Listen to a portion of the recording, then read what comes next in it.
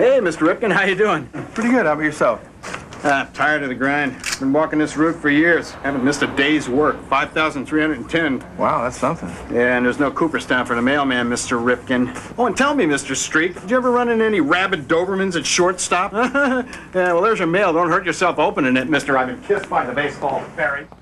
Next Monday, Baltimore takes on Milwaukee, or Colorado meets Los Angeles, only on FX. Searching for Fox Major League Baseball? World League Football?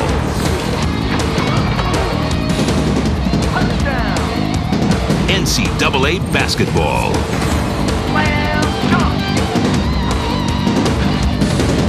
Searching for the power of Fox Sports? You'll find it on FX. Fox Gone Cable.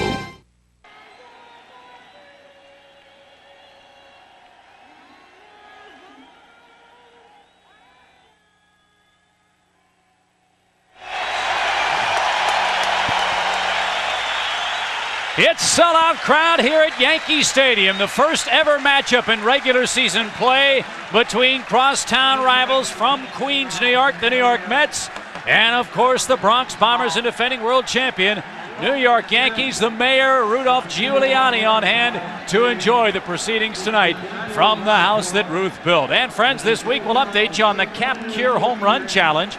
Cap Cure, the Association for the Cure of Prostate Cancer, is committed to finding a cure for the disease. From June 13th through the 18th, at least $50,000 per home run will go directly to prostate cancer research. Since Friday, 91 home runs have been hit, bringing the total amount raised to $4.55 million. Hopefully we'll see some of those tonight at Yankee Stadium as both the Mets and Yankees get together here tonight. Let's take a look at Bobby Valentine's lineup. The Mets, a surprising 36-20 on the year, with Lance Johnson leading off in center field. He's been hurt. Then it's Bernard Gilkey in left.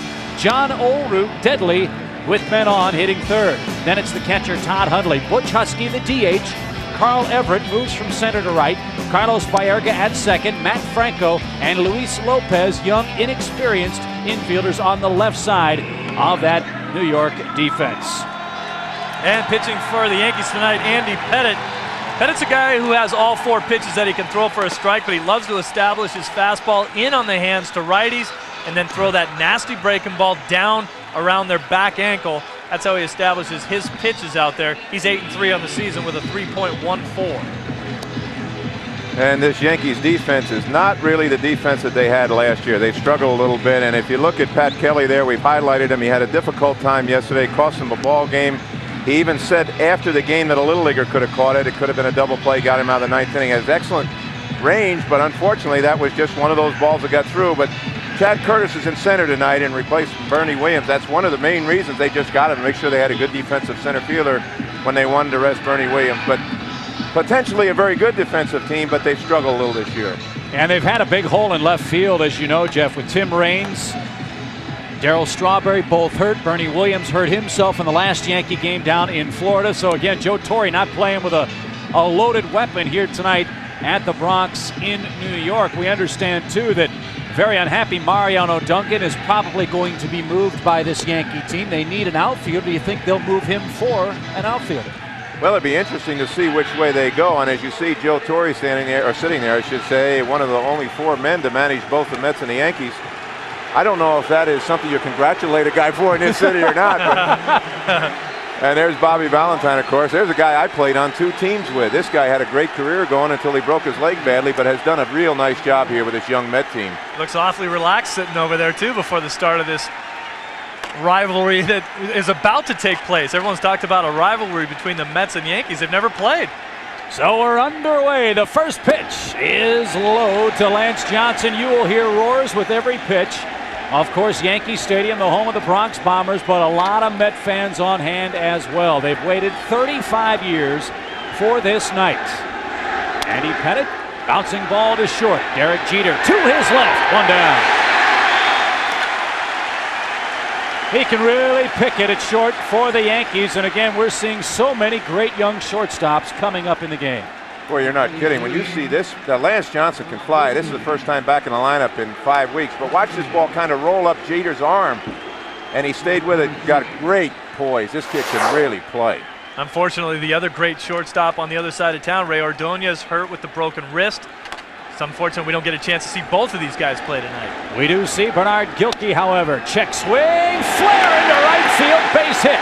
Gilkey rounds first on his way to second. O'Neill digs it out. It's a stand-up double, a check swinger, just the way Psycho used to hit him. It took the words right out of my mouth. I was going to divert over here to Jeff and say that's the way I used to swing the bat. Unfortunately, I never got to hit him over someone's head and down the line for a double. They usually just would settle into the glove of a first baseman. And of course, the reason Steve said that is you see this replay. He played for me when I managed the White Sox, and he did a darn good job. He's putting himself down. But Bernard Gilkey has been struggling after having a magnificent year last year. He's had a bad back most of the year and has not been able to get on track. That kind of swing, that kind of base hit sometimes gets you going. Yeah, he's been struggling to keep it over 200. And now it's John Olerud, the longtime American leaguer in his first year with the Mets. And this is the spot, guys, where he has been absolutely unbelievable. Men in scoring position, Olerud has done a great job. I think one of the reasons that John Olerud has the .315 average, you see the power numbers back up there, is because he's starting to use the middle of the field again. He's best when he goes up the middle and the other way and pulls bad breaking balls. Gilkey at second, 0-1. Outside. Steve, I agree with you. Remember when he first came up, he never went to the minor leagues. He came right out of Washington State. He had a brain tumor. They were afraid that for a while that he was really never going to play at all. But this kid has a sweet stroke, and he's come to the Mets, and as you say, he's not intent on pulling the ball anymore, not even worrying about driving the ball, just putting the ball in play. Check swing, he took it low. They appeal to third, and no swing. 2 balls and a strike to John Olerud. Now sometimes an organization looks at where you play and they see him at first base, and he had that big average season. He was hitting over, was flirting with 400 that one season with the Toronto Blue Jays, and they wanted him to hit for more power, and they asked him to pull the ball a little bit more, and that really wasn't his game. 2-1. 3 balls and a strike. Boy, that is so true. Sometimes you ask somebody to do something they're not capable of, take them out of their game. This guy's a natural. I mean, is there a natural hitter? I don't know, but he had a beautiful stroke coming up. He's very quiet hitting. Just takes his hands back very slowly. But now when you're playing in his mind, because he's a first baseman on the corners, you want him to drive the ball, you take him out of his game. He's in the driver's seat here. 3 balls and a strike. Fastball on his hands. Fair ball into the corner. Gilkey flies around third and will score. Olerud's got himself a double. He comes through again, and the Mets win round 1. They're up 1-0.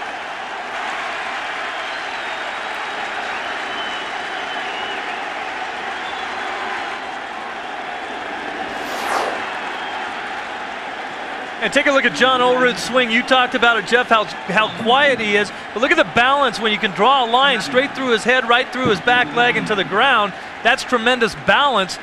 When he hits the ball and makes contact, as we mentioned, pulls a bad breaking ball down the right field line for a double. So now Todd Hundley digs in. The Mets have drawn first blood, and Hundley takes a strike. Tim Sheeta behind the plate rings him up. It's 0-1. Well, we brought Todd Hundley up when I was managing, and he had such a tough job, and he did a great job at it, but learning a veteran pitching staff, Dwight Gooden, David Cohn, Brett Saberhagen, Sid Fernandez, so he wasn't worried much about his hitting at that point. And so I, being such a bright manager, suggested to him that he choke up and shoot the ball around. He hit 41 home runs last year to set an all-time record for a catcher. But he's got 15 and 44 ribbies now. And all of his home runs but one are from the left side. He's got much better power left-handed, and he's had a bad wrist on his left hand for 2 years. Well, Jeff, in your defense, also, you're in a situation, I think fans tend to judge catchers a little more harshly in their first couple of years. I think it takes a catcher more time than anybody to adjust to the major leagues, because they do have the pitching staff to worry about. They're getting beat up every day, and then to expect them to go out and hit in their rookie season or their first 2 or 3 seasons, I think is asking too much. Pettit a little jittery here to start. I agree with you. Of course, when you think about the 2 balls were hit off of Pettit right now, one was a check swing, the other was right down the first baseline. He's not really getting pounded, but sometimes that jars you a little bit, saying, hey, wait a minute, how'd they score a run with those 2 hits? Hundley digs in, 3-1. Ripped hard, but he pulled it foul. You know, Todd Hundley, Steve, I really agree with what you're saying. He worked so hard to take the game plan I gave him in with those veteran pitchers. He wanted to please them. He's as good a catcher as you'll see on balls in the dirt. He also is one of the toughest guys you've ever seen. This kid is tough. He wants to play. Of course, he got pretty good bloodlines. Randy Hundley wanted to play every game when he played for the Cubs, but Todd is a very talented kid. Listen to the electricity here right now in this count. 3 balls, 2 strikes. Mets leading 1-0. He walked him. Yeah, Hundley looks like he was wanting the ball to be checked. He was pointing at something there as the ball came in, and nobody's checking it. Hundley's kind of walking down to first base, turn around. Now you're going to see Girardi go out to the mound. A lot of people are going to go to the mound here. Well, I think why they're checking, and I just saw the ball. That ball is really dark brown. You know, Steve, when they rub these up with that mud from the Delaware River, sometimes the balls, which started out new, can look worse than balls that have been hit in batting practice. And Todd Hundley said, check that ball. That thing is brown. It looks like it's been rolled in chocolate. And Richie Garcia isn't even working this game. He always had the reputation of being the guy who rubbed them up the darkest. You know, I think everybody likes to have a little niche in their career. And Richie Garcia, on top of being an excellent umpire, had that reputation of rubbing up the balls the darkest of anybody. So the Mets continue their first inning threat here. 1st and 2nd. 1 out, 1 in for big Butch Husky. And fouled away at the plate. Husky hitting .292 with 9 home runs, 34 batted in. He's played left, he's played right, he's played first, and now the DH. Excuse me, Chip. Take a look at his stance now, Steve. He is much more closed with his stance than he was earlier in the year. This is the way he was a year ago. Now, this guy was the MVP in the International League 2 years ago. He just tore it up in this stance.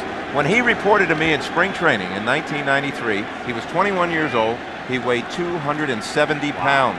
And the organization's comment to me, well, his mother's a good cook. I said, you're crazy. How did you let him get like this? This is a fine young man, and he really works hard. He's got big-time power. Ripped, right center field, base hit. Holrood's going to score. Here comes Hundley. He'll make it to third. It's 2-0 Mets.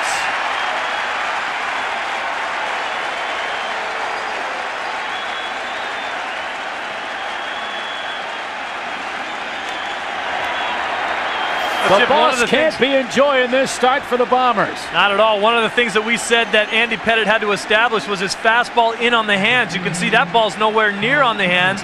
That's where Girardi wanted it, but that ball sailed out over the middle of the plate. Guy with Butch Husky's power and strength's going to jam that ball right in the right center field anytime he wants to. So 1st and 3rd. You know, that's a great camera shot right there watching Oldroyd. One of the things you teach a base runner at second base is recognize a base hit going on the line, and he did immediately and then scored easily. Carl Everett, the right fielder, digs in. And the change over for strike 1.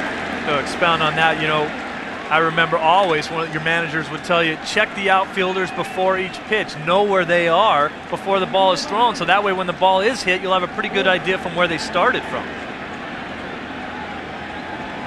Pettitte with a great pickoff move to first. Trying to keep Husky close. The Mets have scored twice on 3 hits and a walk. Here in the first inning, Dave Malicki will start the game for the Mets. And he has not gotten an awful lot of run support, so a good start for him. In this very, very big game for both organizations. 0-1 to Everett. To third. Foul ball.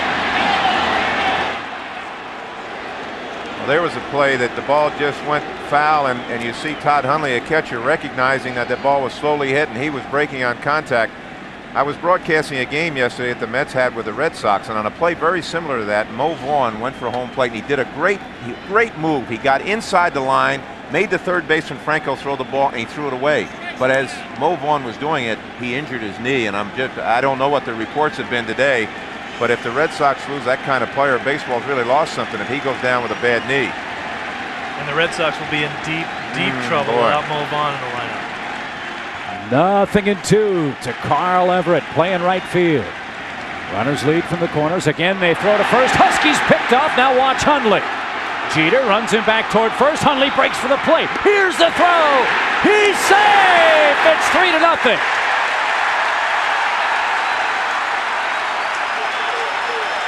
What a job by Hundley. He stole a run for the Mets.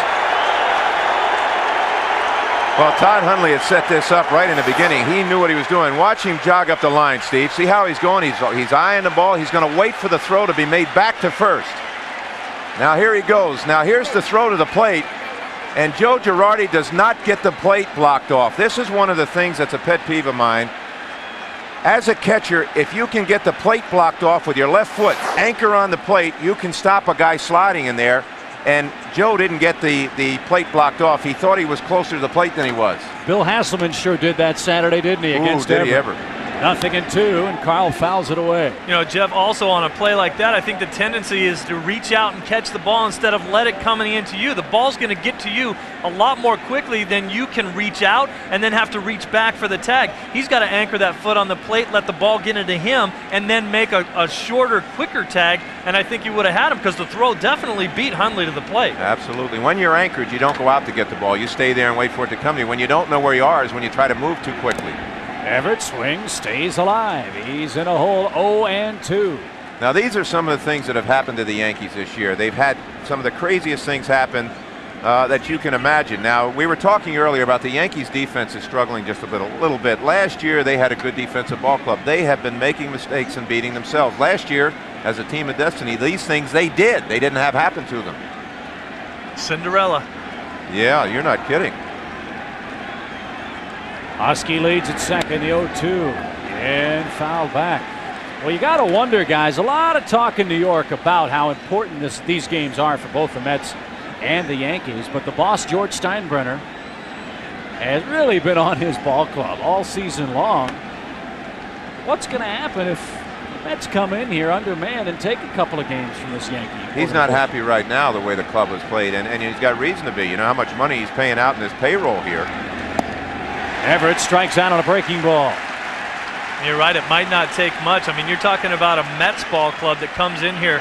Lance Johnson just gets activated today. They've had Pete Harnish, Paul Wilson, Isringhausen, Perez, Derek Wallace, Andy Tomberlin, all these guys on the DL, which Husky's playing hurt right now. Alex Ochoa's hurt at the same time right now, able to play but hurting. This is an undermanned Mets staff that comes in to play this ball club. I think it's a situation where the Yankees feel like they should be beating up on these guys right now, considering who they have playing for them. Oh, absolutely. They feel they got everything to lose. Now, Baerga stepping in, here's another guy that has really gotten hot for the Mets. This whole club has played exceptionally well. Well, this is a guy, you're right, Jeff, started the season awfully. Hit 161, heard all those questions re-raised about his commitment, his attitude, his health. He certainly has responded with a great last 5 weeks or so. Has he ever? I had a long talk with him in Cincinnati. We were doing a game for Fox in there, and I just said, now you got to believe in yourself. You can't let other people talk you out of your ability. And he kind of looked bewildered. I said, what's the problem? He said, nothing's working. Nothing is working at all. I said, well, just keep working hard at it. Now I asked him the other day, I said, what have you done in your hitting to help to get quicker with the bat? He said, well, I got some new bats, but he said, actually, I moved my hands closer to my body. I feel much quicker. But you know, this game is such a psychological game. He believes in his ability again.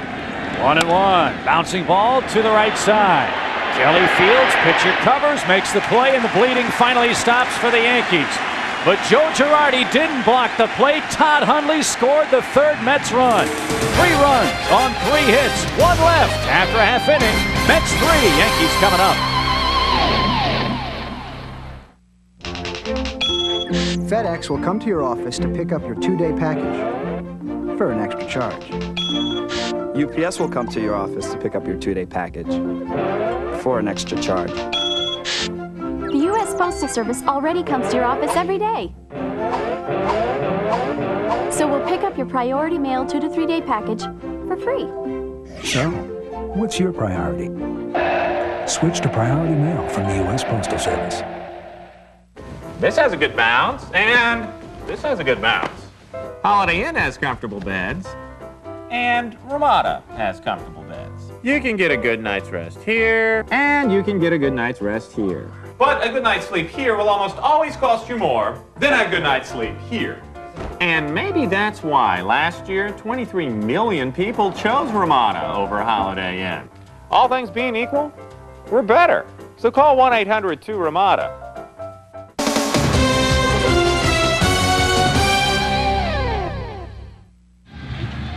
Well, the Metsies couldn't ask for a better start. 3 runs on 3 hits in the top of the first. Now the Yankees will try to come back at home where they've won their last 5 games, and here's how Joe Torre's club lines up. Derek Jeter at shortstop's going to lead it off. Then it's Pat Kelly at second, batting second. Paul O'Neill, a great hitter in right. The DH, Cecil Fielder. Tino Martinez right behind Ken Griffey Jr. in the RBI race in the AL is at first base. Charlie Hayes at third. He's had good luck against Malicki in his career. Then it's Whit, Curtis, and Joe Girardi behind the plate. And again, it's Dave Malicki, Steve, on the mound for the Metsies. Well, Malicki just 2-5 on the season with an ERA of 4.70. He's a guy who's got a very hard fastball, throws upwards of 95 miles an hour. He's got that curveball that we call a 12-6 curveball that breaks almost straight down. But the key to his success is being able to stay down in the zone. If he's not down in the zone, he's going to have trouble because all big league hitters can get on top of a 95-mile-an-hour fastball if it's right down the middle. And what really has helped this Mets starting rotation basically has been this defense. Now we have highlighted Luis Lopez. The Mets have lost a magician at a shortstop, and Ordonez out with a broken hand. Well, Manny Alexander stepped in and was doing a great job. He got hurt, had his knee operated on. I watched this kid Lopez play for 2 days. He's got a terrific arm, good range.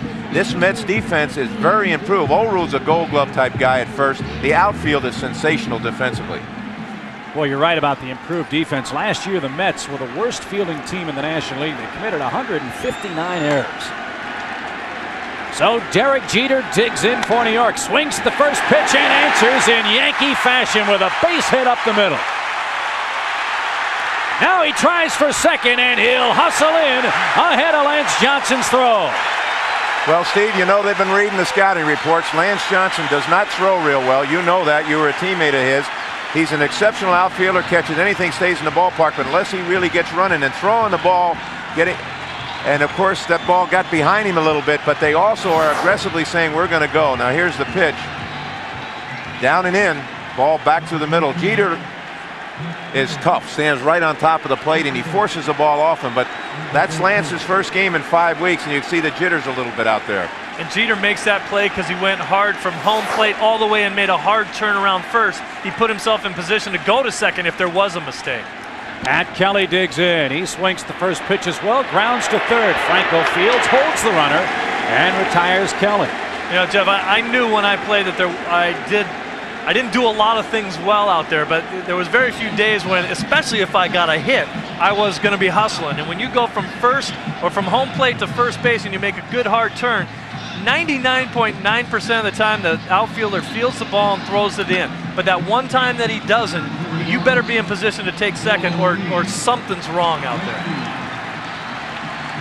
Yeah, Jeter held on that bouncing ball to third. Kelly wanted to hit the ball to the other side of the infield. That was a shame. Pat Kelly's trying so hard. He hit the ball to the left side. He wants to hit to the right side in order to move the runner to third base. Pat is really struggling. He's feeling it from what happened last night, and trying. You know, there was for a while. He wasn't even sure he's going to be with this Yankee club this year.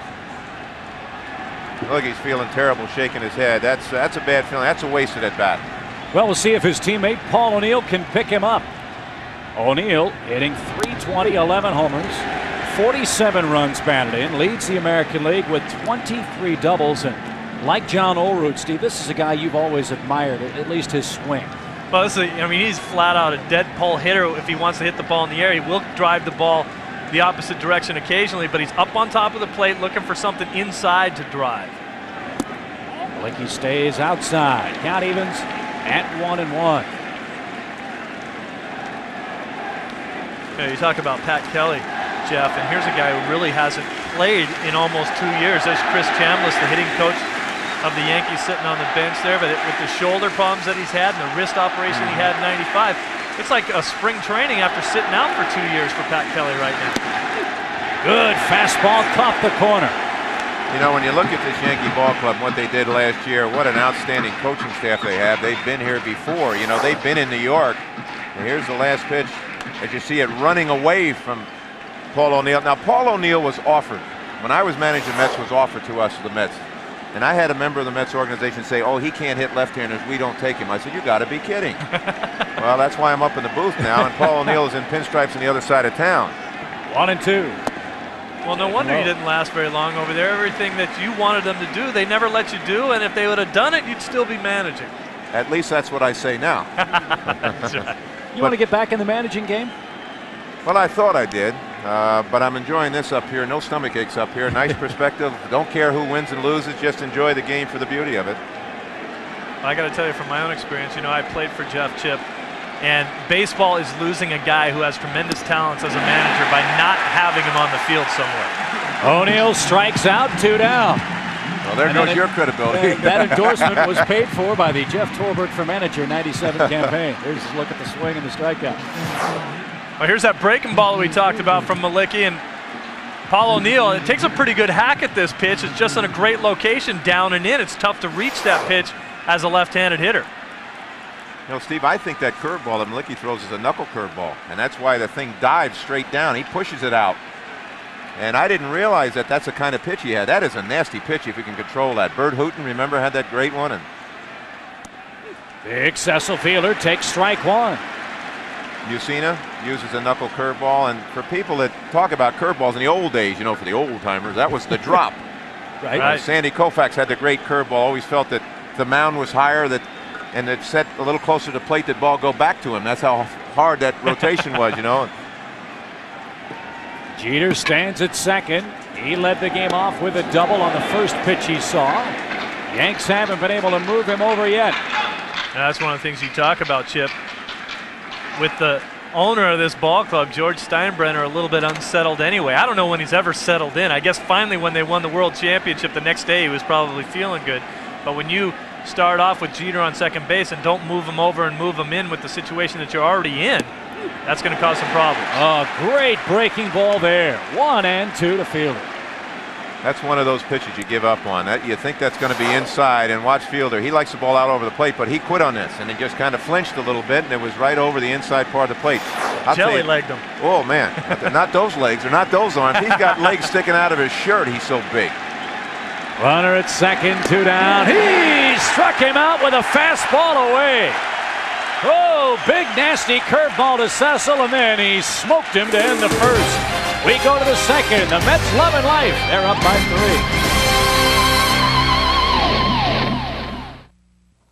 3. Hi, I'm Jim Palmer. It wasn't too long ago most people had only one credit card. Today it's often 5 or 6 cards and a big balance. If this sounds familiar and you own a home, there's a simple solution from the Money Store. The Card Consolidator. The home loan that lowers your payments even if your credit isn't perfect. So why pay 18, 19, or even 20% on your balances? Just call 1-800-LOAN-YES for the Card Consolidator, only from the Money Store. Don't move! Johnny Depp, Holly Robinson, cops undercover in the hostile world called high school. The criminals are getting younger every day. They're the only cops keeping up with them. Good work, man. Johnny Depp, Holly Robinson, in 21 Jump Street, every Tuesday through Saturday at 7. One place, FX. Searching for Fox suspense?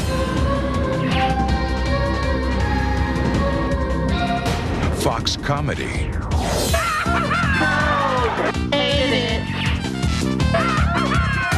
Fox action?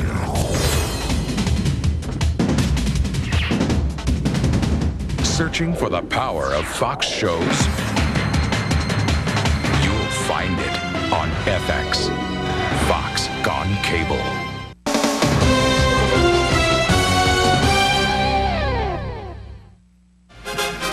Well, there are no seats to be had here at Yankee Stadium on Major League Monday on FX. So the next best thing is to, well, find a perch outside Yankee Stadium. And that young lady has enjoyed, well, maybe not. She's got a Yankee hat on. She's not too thrilled. Her team's trailing 3-0 after an inning. Got her chin in her hand there, kind of saying, come on, let's go. She's so far away, she doesn't know the Mets have scored. Well, they'll try to do it for her again here in the second. Matt Franco, Louis Lopez, and then, of course, Lance Johnson, the leadoff man. Playing by the American League's rules, So the DH in effect tonight. Pitchers don't have to hit.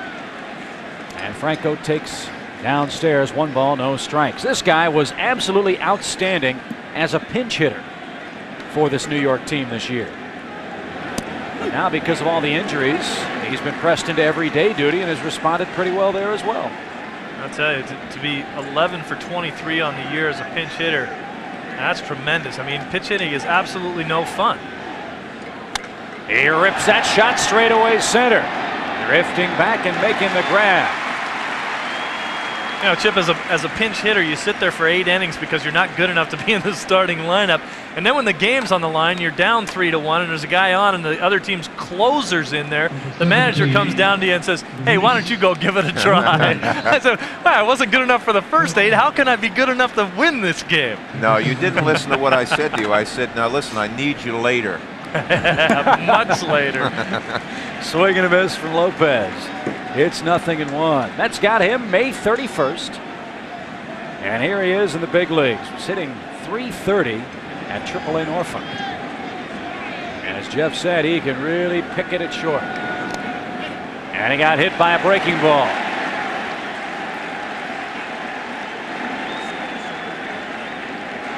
So Lopez aboard with 1 out. Was he stealing signs up there, Syke? I'll tell you what, you know, there's been a lot of talk in baseball this year about stealing signs. And as far as I knew, you could always steal signs unless you're at the plate. You don't want to be peeking back there. There might have been a quick little peek from Lopez to see what location was, and he didn't realize that the location was going to be off his left shin. But I'll tell you what, he'll get a few more balls up near that ear hole if Joe Girardi looks up there and sees that he's peeking on pitches. You know, I was catching for the Dodgers. The Cardinals had a team that really was a smart playing team with Javier and those guys. Caught him looking one time. I said, "Mr. Drysdale's not going to like this." And he started to plead with me, you know. So let's see if we see this happening here. When I was with the Mets, we got in a heck of a fight. Let's see if he's looking down. No, I think he's just blinking. Oh, we got him. Candid camera. That's not going to be fun if anyone finds out about that. Johnson hits it in the air to center. Chad Curtis again. He's got it. And there are 2 down. You know, I started to say that we had a fight when I was with the Mets because Gary Sheffield we thought was peeking down, and Todd Hundley said something to him. Well, before you know it, the 2 of them are wrestling all over the place. And Gary said, "I'm not peeking," and I'm not sure he needed to, the way he swings a bat. But in the old days, and I started to say about the Cardinal team, they were so good that they could just sneak peeks. The base runners out on the bases first and second could relay signs back to the hitters. You had to be so careful. You know, there's been some talk between Dusty Baker and Felipe Alou about stealing signs from the dugout or from the base paths. And as far as I knew, I mean, I grew up saying, "Hey, that's fine. If you want to give them to me and I can get them, that's part of the game." Now, peeking as a hitter back to the signs that the catcher's giving, that's always been a big no-no. It always will be a big no-no. It's funny, though, Tony Gwynn, arguably the best hitter in the game right now, doesn't want to know what the signs are. A lot of your hitters are that way. I used to coach first for the Yankees, and I would get the signs from the catcher. And I would ask guys like Reggie Jackson, "Do you want to know?" "No, I don't want to know because you might be wrong." But Greg Nettles, Oscar Gamble wanted to know. And one year I was able to get the signs from Rick Dempsey. Got a lazy right leg, and I could see his signs. I relayed them to him. They hit some game-winning home runs. And that was kind of fun. You felt like you were a party after that. Gilkey digs in, doubled and scored the first Met run. Pettit misses outside again, falling behind. He's trailing 3-0 in the count 2-0 to the former Cardinal Bernard Gilkey. Of course, the fear is with relaying signs is that you may call a breaking ball to a hitter and it's a fastball instead. And if that fastball is up and in and you're looking for it to break, you can get in some trouble. 3-0. But I think the point you made, Steve, is well taken. The sneak and the look is one, it's a no-no, you're right. But we always felt it was an art. If you could be smart enough to steal signs and relay them, now I hear all this comment about stealing them. I think what they're worrying about is electronically stealing them in these new ballparks. That's driven toward right, but O'Neill will handle the can of corn. He's under, he's got it, and the Mets retired in the second. Well, the Mets, they're not cheating. Don't look now. They lead the Yankees 3-0 after 1.5 in the Bronx.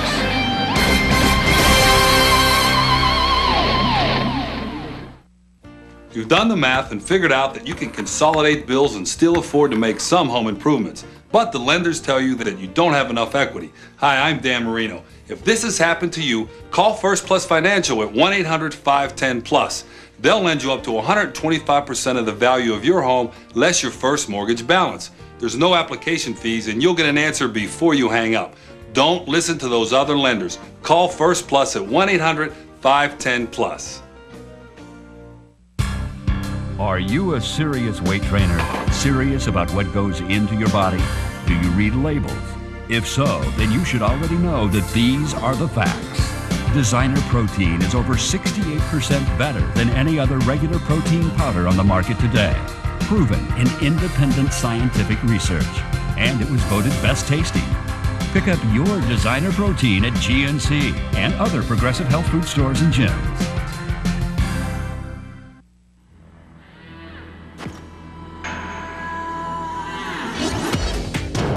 Go for the gold. The new Rebel G. Get the ultimate rush. Turn on FX Major Movie Sunday. But in God's name, something is loose in the jungle. Please, we can kill it. Arnold Schwarzenegger. The hell could have done this to a man? Carl Weathers. Predator, Sunday at 8 on FX. Oh, it's great to see the young fans enjoying Major League Monday here on Fox. Mets 3, Yankees nothing. Game 1 of the Subway Series, first of 3 here in the Bronx. Friends, our copyrighted telecast is presented by the authority of the Commissioner of Baseball and may not be reproduced or retransmitted in any form without expressed written consent. My name's Chip Carey, along with Steve Psycho Lyons and the former manager of the Mets, Jeff Torborg, here in the Bronx. Tino Martinez, Charlie Hayes, and hard-hitting Mark Whitten will try to get something done against Dave Malicki here in the second inning. And what a year so far for Tino. Last year his first with the Yankees, replacing Don Mattingly, and helped lead New York to the World Series championship. Bouncing ball on the first pitch to second. Sunday hop on a Monday night. One down in the second. 3 times now the Yankees have swung at the first Malicki pitch, and all 2 of the 3 times they've made out. You know, after seeing that big downer curveball he's got, they don't want to get behind and see that. That's like a guy who has a real good split finger and the bottom falls out of it. They say, let's get to this guy before he gets ahead of me. Hit early in the count. It's amazing how many of those guys really that have that great split finger, they'll wait. They don't want to show it to you too often. They want to use it as a strikeout pitch rather than a ball that you can put in play. So they're only going to show it to you when they have a chance to strike you out. So you better go up there hacking early if you don't want to see it. Charlie Hayes digs in, part of the third base platoon for the Yankees. He swings the first pitch, hits a bullet into center, but Lance Johnson's there. 2 down. That's the hardest hit ball the Yankees have mustered so far, but the Mets had him scouted perfectly.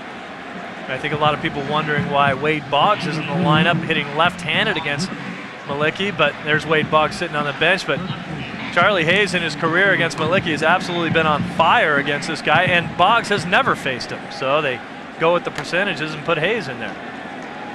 Well, here's the much-traveled Mark Whitten, hitting .278 on the year with 5 homers, 20 batted in. Believe it or not, folks, he's played for Toronto, for Cleveland, for the Cardinals, for Boston, Philly, Atlanta, Seattle, and now the Yankees. How can a guy with this much talent, Mark Whitten, bounce around so much? Strike called, 1-1. Who are you asking that of? I don't know, because I like the way this guy plays, but I don't know whether he's had problems in the clubhouse or with management or what, but he doesn't stay anywhere very long. Boy, he's a talented kid. Bouncing ball to second. And some say it was that big game he had with the Cardinals where he had all those RBIs and all those home runs that he was never the same player after that wonderful night. Malicki gets the Yankees 3 up, 3 down in the second. We move on to the third. 3-0 Mets.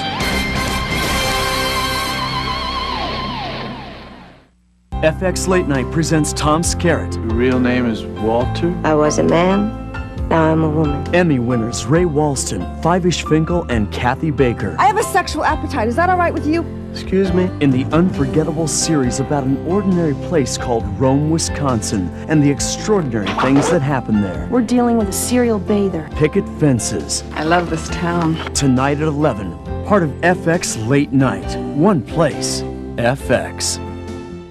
Searching for Fox Major League Baseball, World League Football,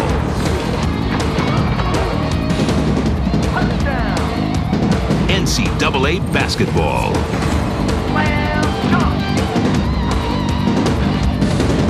searching for the power of Fox Sports? You'll find it on FX, Fox Gone Cable. Before he made motion picture history. Before he became the biggest movie star in the world. And we make with the Kleenex here. He was already making us laugh out loud. On In Living Color. Woodchuck the gray squirrel, woodchuck the gray squirrel. Done coming home. The only place you can see Jim Carrey every night. Alrighty. Is on FX. 2 back-to-back episodes of In Living Color. My job here is done.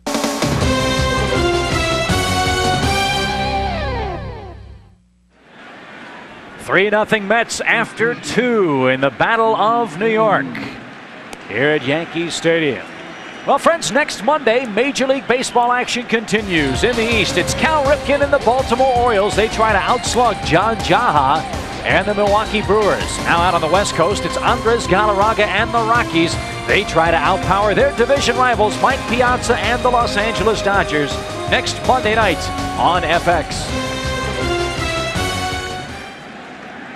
John Olerud leads it off for the Mets in the third. He doubled home Bernard Gilkey and later scored the second Mets run against Andy Pettitte, who again, Steve, falls behind here in the third inning. Well, Andy Pettitte has nowhere near the kind of command that we've seen early in the season. We've had a couple times to watch him pitch. Hasn't been able to really establish that fastball where he wants it in on the hands. He's left it out over the plate, and he's thrown far too many balls. He's already had three ball counts. That's not like Andy Pettitte. Get it in there, he'll strike you out. He's not afraid to go deep in the count, but generally he likes to get you to put the ball in play if he can. Olerud tries, but fouls it to the right side. Jesse Jackson on hand here at Yankee Stadium in New York, part of the star-studded crowd that is filled to the gills. 56,000 people on hand for tonight's game. The top 2 members of the Steve Lyons Teenage Fan Club enjoying the proceedings as well. See that? They caught the ball, but then they missed the high five. 1-2. Ripped into right. O'Neill on the run. Reaches up. Oh, remember that great catch in the World Series against Luis Polonia? He robs Olerud of extra bases there. 1 down in the third. You know, as I'm looking at Andy Pettitte too, Steve, I don't think he has a real good life on his fastball. That ball was up and in and still got ripped. Now, if he can establish that curveball like he did before the last 2 fastballs and get the feel of it, a curveball is such a field pitch, it can oftentimes get you back in your groove where you're throwing your other pitches, but I don't think he's got a good fastball tonight, and I think that's why they're smacking him around, too. And when you don't have the good fastball, you need to establish a curve to make that fastball look a little harder. Todd Hundley takes upstairs. He walked and stole home. How about that? A catcher stealing home. We know they're the best athletes on the field. That's right. Smartest, too. 1 ball, no strikes. Well, sure they are. They're the only ones facing the right way. Check everybody else out. Boy, what a career this kid could have. Oh, boy. 2-0 is high. Again, Pettitte falling behind 3-0. Well, Jeff, you talked about Hundley the first time he came up, and the one word that you didn't say that would surmise everything that you did is this guy is a gamer. I mean, every guy wants to be called that if they can, and this guy is the epitome of what that's all about. Team leader, gutsy player, shows up to play every day, wants to be in the lineup. And to have a catcher that wants to be in the lineup every day is a true value to a ball club, because it is by far, I mean, not even close, the most difficult position to play on the field. Sure he is. And when you think about what he does for the pitching staff, just being there, because he can catch anything in the dirt. So his pitchers, no matter what the game situation, can throw whatever they want. But most of all, they see a guy who has 41 home runs but wants to play there. They tried to talk him into playing another position. He said, no, I want to be right there. Butch Husky digs in and takes outside. Again, Pettitte really scuffling with the control.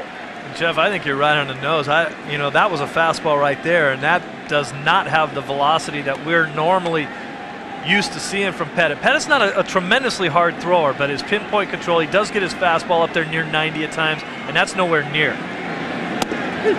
You saw the numbers on Husky, how badly he slumped in April. Like so many of his teammates, the Mets team struggled. They were 12-14 entering the month of May, and then they took off. Won 18 of 27 games. In fact, the Mets, since April 26th, have the best record in the National League. Ahead of Atlanta, ahead of the Marlins. That's foul past Cookie Rojas, the third base coach of the Mets. 1-2 to count to Husky. Well, Steve can tell you something. We had the youngest team in baseball with the Chicago White Sox in 1990. Nobody expected us to do anything. We won 94 games without anybody hitting 20 home runs, without having a 15-game winner.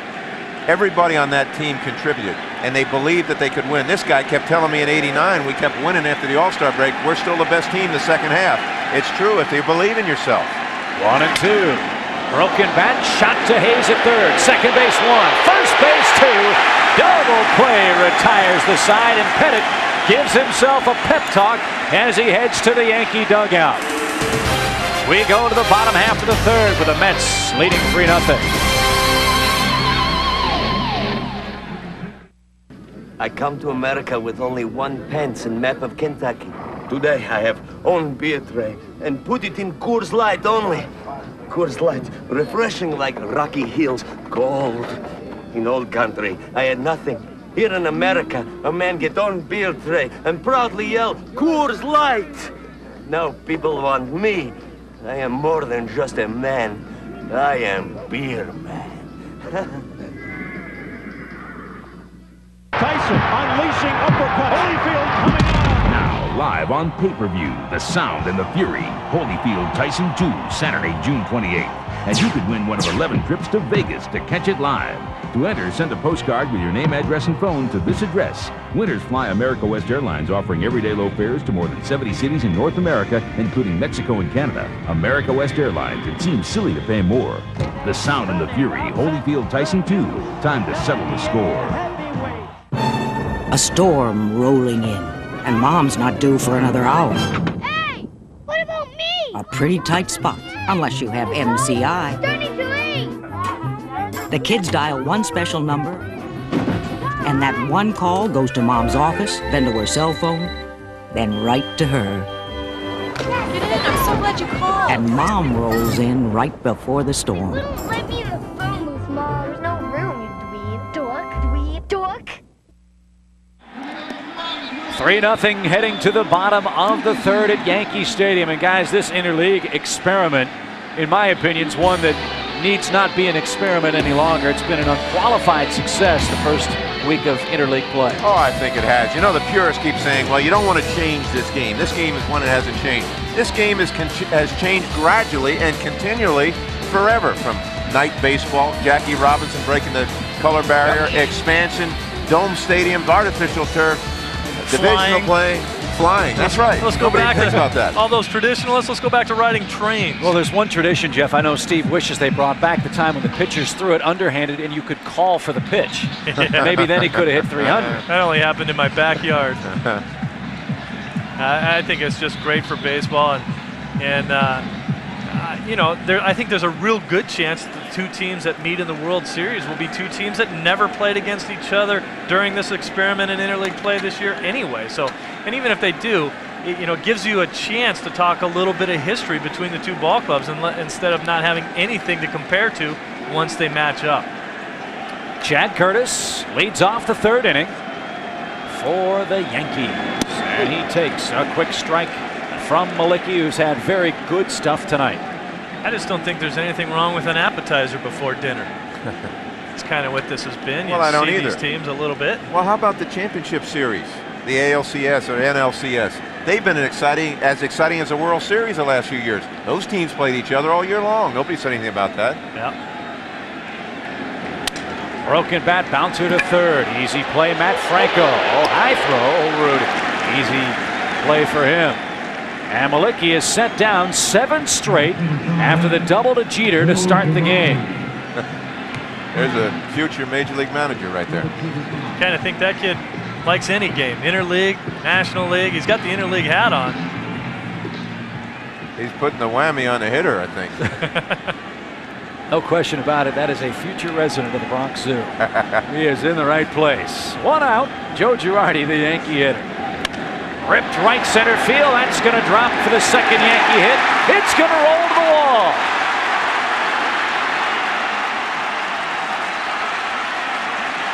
Well, they are going after the first pitch against Malicki. The ball skips through the gap, and Girardi with a stand-up double. Well, Lance Johnson going after this ball is just coming back from a severe case of shin splints. Told me a couple days ago he thought he was still maybe 2 weeks away from being 100%, but I think he talked him into playing. This guy, you talk about a gamer. We found out that this kid's a gamer. You take a look at that skinny body. He bench presses 370 pounds. Yeah, he's got about 4% body fat, too. I mean, he looks tiny. He is certainly put together well. He'd come to spring training looking like they took somebody else's arms and just put him on his teeny little body because they were huge. But he works at it, works hard, and he's a much better ball player than I ever thought he could be. He came to the big leagues and got the bat knocked out of his hands for a couple years until he decided that he didn't like getting sent back to the minor leagues anymore. And I'll tell you what, he's really improved. And he led all the major leagues in hits last year, I believe, for a number of hits. The guy's just... Well, he did something that no other player's ever done. He led each league in hits, and he did it in consecutive years. Jeter took strike one. Bouncing ball off his foot, foul down the third base line. It's 0-2 to the Yankees shortstop, who doubled. It was a hustle double into shallow center field on the first pitch he saw in the game. Now this is a situation here too where Malecki there tries to get in on the hands once again of Derek Jeter. In his first at bat, he got in there and Jeter was able to fight it off right up the middle, and then, as you said, the hustle double.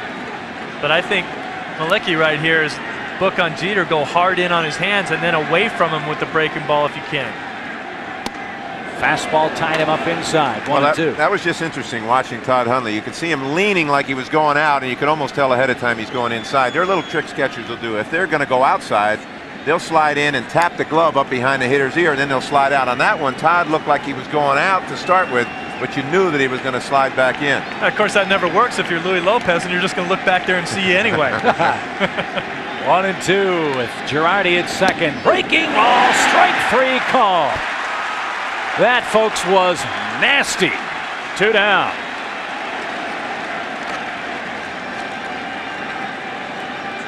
Well, with that kind of curveball, now you see Todd setting up. He's staying in the middle of the plate, basically. Now he just leans a little bit outward, but if Malicki can keep doing this, dropping this thing down from the inside over, hitters give up on this. And you could see his fingers up on the ball. The knuckles were up on the ball when he threw that pitch. Now remember, folks, this guy can throw 95 miles an hour, so if there's a ball starting out on the inside and you're not sure what it is, you're going to get out of the way and quit on it. Like that one. Which Kelly took high and inside. 1 ball, no strikes. Pat Kelly bounced to third his first time up with Derek Jeter at second base. Didn't do his job advancing the runner. Same situation here, except they're 2 down. He's going to try to reach any way he can, and they play him way around toward right in the Mets outfield. That ball popped down the first base line over the Yankees dugout. It's 1-1. Skip, do you see that? Chip, I should say. Skip, I called you by your father's name. That shows my age now. Did you see that? Did you see that Todd lost that ball? This is a tough time of night. You can't see the ball, and he quick looked up and then he looked for help. And what a catcher normally will do if he can't see the ball is quick look to the pitcher to see if he can point out where it was. He didn't know where that ball is. I want to tell you, that is an awful feeling because it might be right over you. It might end up right on your head. You know, one of the things that pitching coach Bob Apodaca has talked about with this ball club is to try to get ahead of their hitters. Malecki tonight has thrown a first pitch strike to 9 of the 11 hitters that he's faced so far. That's getting ahead. Not even a ball and a strike. Good breaking ball again. Man, he has been like a pitching machine out there. This guy's 2-5. How's that possible with this kind of stuff? It makes you wonder looking at it, doesn't it? You just don't know what's happened at other times, and maybe he didn't get the first pitch over in a lot of his games. But I've been told by the Met coaching staff, this guy is not a nibbler. I mean, he comes right at you. He's not afraid to come at you and throw strikes. Another breaking ball just missed. You know what the telltale sign for a pitcher, too, is once you start getting into that 5th, 6th, 7th innings, too, how tough they are, how bad they want to be out on the mound after they've thrown 80, 90 pitches and the score's a little bit tight. You know, you see what kind of heart they have and the ability they have to throw strikes and nasty strikes when the game's on the line. Check swing, did he go? He did not. Count full, 3-2. You know what happens, too, when guys get tired, when pitchers get tired late in the game, a lot of times they don't lose their stuff. They still throw just as hard. They can't locate anymore. Their legs get tired. And then now they're throwing in the middle of the strike zone or up where the hitters like it, especially right-handers. But right now, he's throwing, the way he's throwing that breaking ball, way over on the inside part of the plate, the right-handers just give up on it. Payoff pitch. Got him again. Same pitch. He's punched out 4. Yankees on the night. As Psycho would say, that pitch was filthy. We go to the 4th inning. It's 3-0 Mets.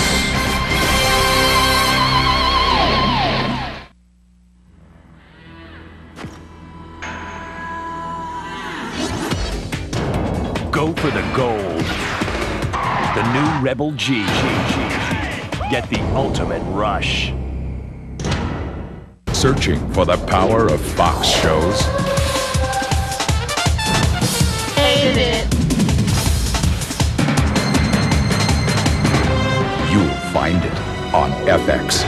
Fox Gone Cable. Don't move!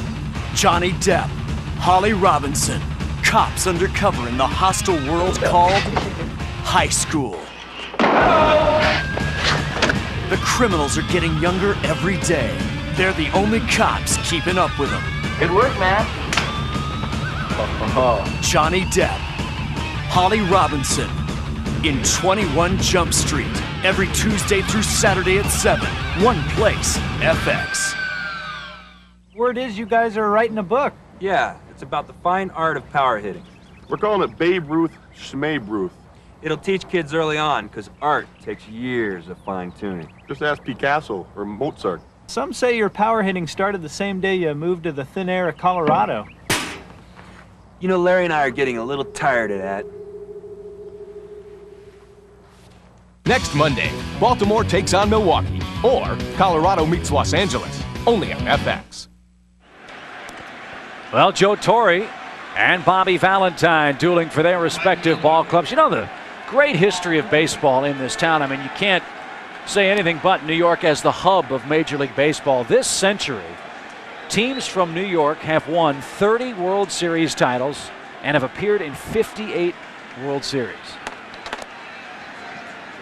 And speaking of trivia, our MCI trivia question: name the 2 starting pitchers in the last game played between New York teams. One name we think you have a pretty good idea of. The other you might have a little bit more difficulty. We head to the 4th. Everett, Baerga, and Matt Franco will try to add to a 3-0 Met lead against young left-hander Andy Pettitte. He's trying to win his 9th game of the year. He starts off Everett with a breaking ball, but again he falls behind 1-0. You know, I grew up in New Jersey when all 3 teams were here in New York. You talk about a great place to grow up watching baseball. And the great Dodger teams, you know, the boys this summer, the great Yankee teams that would beat the Dodgers every year, except for 1955 when Johnny Padres won the 7th game. Popped up. Easy play at first from Tino Martinez. He battles the lights and the dusky sky and makes the put out for out number 1 here in the 4th. Now, FX would enjoy hearing from you. Beginning June 23rd, we invite your questions here at Major League Monday via email at the address you see on your screen. Just type in your questions. We'll answer them live on the air. It's brought to you by MCI. It's that simple. Again, MCI at foxsports.net. Beginning next Monday on FX. Steve and I will have our computer pumped up. We look forward to seeing your questions delivered via the internet as Baerga takes strike 1. How about this trivia? How did the Mets come by their team colors, you know? The blue of the Dodgers and the orange of the Giants. Oh, very nice. Bouncing ball to second. crowd gives Fox a sarcastic cheer as he booted a ground ball just like that in the doubleheader in Florida. Makes the play for out number 2 here in the 4th inning. Well, you weren't on that 62 Mets team, right? 62? No. That was what you call a rough year. Yeah, it really was. It was a fun year for those guys. I mean, they lost an awful lot of games. You lose, what, 120 games. Don Zimmer was at it for a while. He didn't make it the whole year with them. But I was in college at the time watching. That was just a great feeling to have Major League Baseball come back in the National League to New York City. Swing and a miss by Franco. Jerry Coleman was telling me something. He was my partner on CBS Radio, and he was telling me something last night that he was asked when the Dodgers and Giants left, how did they think it was going to affect the Yankee attendance? How do you think it affected the Yankees' attendance when the 2 National League teams left? Your first thing you'd think is it had to go up because people would be starved for baseball. It went down. People were so angry that the Dodgers and the Giants left. 0-2 to Franco. Breaking ball. He just stays alive. I'll tell you what, I mean, baseball, one of these days they'll learn, don't mess with the fans. Don't mess with them. When they get mad, they let you know about it. No balls, 2 strikes. Check swing, he went around, and Pettit punches him out. That's his 2nd strikeout. Mayor Giuliani enjoying the proceedings, but he is a Yankee fan. His team trails at 3-0 after 3.5. FX Late Night presents Tom Skerritt. Your real name is Walter? I was a man, now I'm a woman. Emmy winners Ray Walston, Five-ish Finkel, and Kathy Baker. I have a sexual appetite. Is that all right with you? Excuse me? In the unforgettable series about an ordinary place called Rome, Wisconsin, and the extraordinary things that happen there. We're dealing with a serial bather. Picket fences. I love this town. Tonight at 11, part of FX Late Night. One place, FX. Searching for Fox Major League Baseball, World League Football,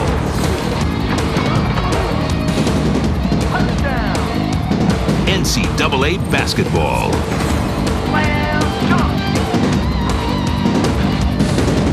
searching for the power of Fox Sports?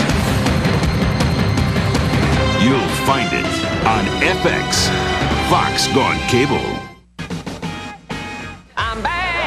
Before he made motion picture history. Before he became the biggest movie star in the world. And we make with the Kleenex here. He was already making us laugh out loud.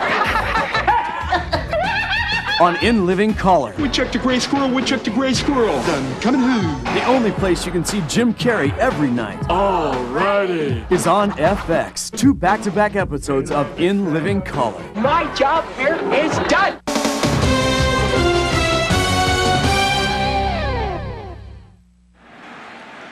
Well, Dave Malicki has been marvelous so far for these Mets. 3-0 the score. He's given up 2 doubles to the Yankees. He's struck out 4, and he's breezed along on just 29 pitches through 3 innings of work. Let's take a quick look again at our MCI trivia question.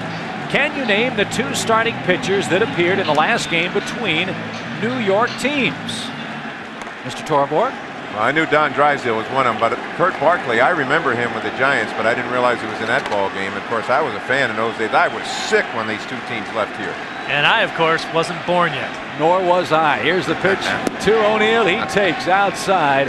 1 ball, no strike. What was, everybody knows the tremendous success the Giants and Dodgers have had when they moved to the West Coast starting in 1958. But as a kid who grew up here, how traumatic was that day when they announced they were leaving? Oh, it was terrible. I mean, people were crying and. Hot shot. Baerga knocks it down, picks it up, throws to first. O'Neill doesn't run well, and he's retired for out number 1. Now, this is something that Carlos Baerga's doing now that he wasn't doing before. He couldn't have gotten to this ball before. He was really heavy-legged, and he's quick now. Look at the quick feet to get on the ball and still make the play. Carlos Baerga, for most of last year, looked like he was playing with cement shoes. And he's a different player now. He's gotten himself in shape. He's really dedicated himself back to the team again. He felt that he was not living his life off the field as cleanly as he should, and he's really mentioned that that's a big part of his recovery. Malicki's retired 10 of 11. As Fielder digs in, he struck out swinging to end the Yankee first. You know, one of his motivating factors, too, is the fact that he wasn't happy when he got traded away from Cleveland. and the first thing he said is the All-Star game in '97 is in Cleveland. Ripped down the right field line. That's a fair ball. It ricochets off the wall. Fielder's going to try. Here comes Everett's throw. It's offline, and Fielder stands in with a double. Well, I'll tell you something. When I saw him going to second base, I thought he was a dead duck. Everett's got a great arm, and he made a nice play on that ball. He just overthrew the ball, but Cecil got lucky here, I think. The throw was offline, or he was really a goner. Yeah, I love this play, though, and I know when you manage, Jeff, you like good aggressive base running. I like to force the outfielder to make the good throw. If he doesn't make the good throw, you're safe. He could even have made a little bit more offline throw and still got Cecil because he hit the ball so hard down there. It's a good thing Cecil didn't have to slide because we'd have to stop this game and come out and re-drag the infield. Well, here's the toast of the town, Tino Martinez. He is 0 for his last 10, but still has 21 homers and 61 batted in. You know, I thought Tino Martinez probably had the toughest job of anybody in baseball last year, coming to New York, replacing a former Yankee captain in Don Mattingly, one of the most popular players that ever played here, one of the best players I've ever seen to play, and to do what he did after a slow start, no less, he really showed the people here he came to play. 1 ball, no strikes to Tino. Oh, off the end of his bat, Malicki under his glove. Franco Fields throws to first in time, and Fielder has to stay at second as Tino's retired 1-5-3.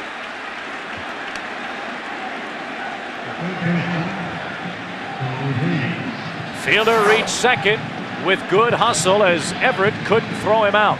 That is a big man lumbering around there, and once again, though, very aggressive on the bases. He saw that ball down in the corner. That should be a sure double for everybody. Cecil's a bigger man, and he hit it down there pretty quick. Nice play right there by Franco after the ball gets past Malecki. He didn't give up on the ball and still made the play. Steve, you know how tough a play that is. I mean, that's a major league play, but that is a tough play. Those are the plays the Mets have been making. In fact, they've been making all of them defensively. Makes a difference. I mean, your pitchers have a lot more confidence. I don't have to be nasty on every one of my pitches. I just can't leave it out over the middle of the plate so it gets whacked out of the yard. If I keep it in the ballpark, I got some guys that can run it down. Charlie Hayes digs in. He takes high. And again, to elaborate your point, Jeff, we made it earlier. Last year, the Mets dead last in the National League in fielding, committing 159 errors. This year, they're third with 47 errors on the year. And kind of reminds me of the Braves in '91. They had those good young arms. Went and signed Pendleton, got Sid Bream, Rafael Belliard, and all of a sudden Tom Glavine and company started reeling off W's. That confidence muscle, that attitude muscle makes a tremendous difference. I'll tell you what, when you don't have good defense, you know it. It's like not having good chemistry on a ball club. When you have a lousy defensive team, you give them extra outs in an inning. The pitchers then become gun shy. They're afraid of really pitching. I mean, they just start throwing. And the rest, just multiplies, becomes a real mess. High 3 balls, no strikes. I really believe, they talk in baseball about there are 2 things that don't slump, and that's your defense and your team speed. You can bring those to the ballpark every night, and if you get pretty good pitching, and certainly your defense is part of your pitching, then you can get away with even weak offense if you're just a good situational hitting team. Strike 1 call. And we've talked so much about Andy Pettit's command of his pitches tonight. The fact that he's gone to 3 ball counts quite a bit. This is only the second 3 ball count from Malecki so far in this ball game. Getting ahead, staying ahead. That 95-mile-an-hour fastball and then that knuckle curve, which has been devastating tonight. Went with it on the 3-1. Fired it right over to run the count full. Well, if you notice that one, that wasn't a real good one. That was a get-me-over one. When he throws a good one, the bottom falls out of it. Now, that's something you saw. Well, Jack McDowell was a teammate of Steve's, and he's a 2-pitch pitcher basically with a slow curveball, but he's got a great split finger. He also has just one get-me-over early in the count that is really effective. Now the payoff pitch with Big Cecil at second. Breaking ball, loop to second. Baerger's there. The side retired again. The Yankees get a double. Can't move him over. And more importantly, can't move him in. We're through 4. It's 3-0 Mets.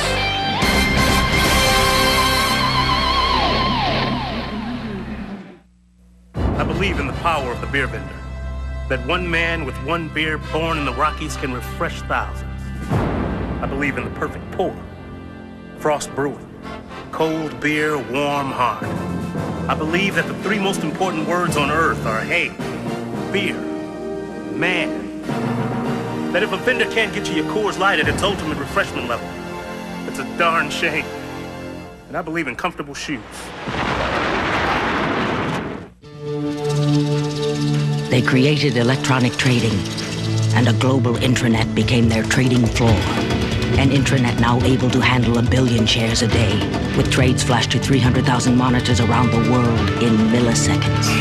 With reliability critical, with no room for error, who did NASDAQ turn to build and manage the world's largest intranet? MCI.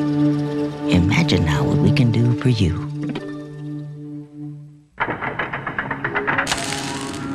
It's time for Bernie Williams to get into the batter's box and face a rock-hard ball coming at him from just 60 feet 6 inches away.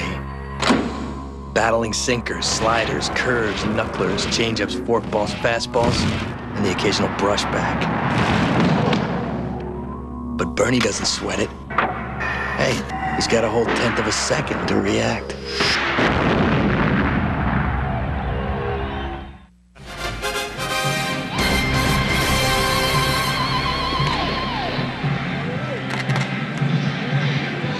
It's Major League Monday on FX. Chip Carey, Steve Lyons, the skipper Jeff Torborg along from Yankee Stadium. A look at our game summary of Game 1 of the Subway Series.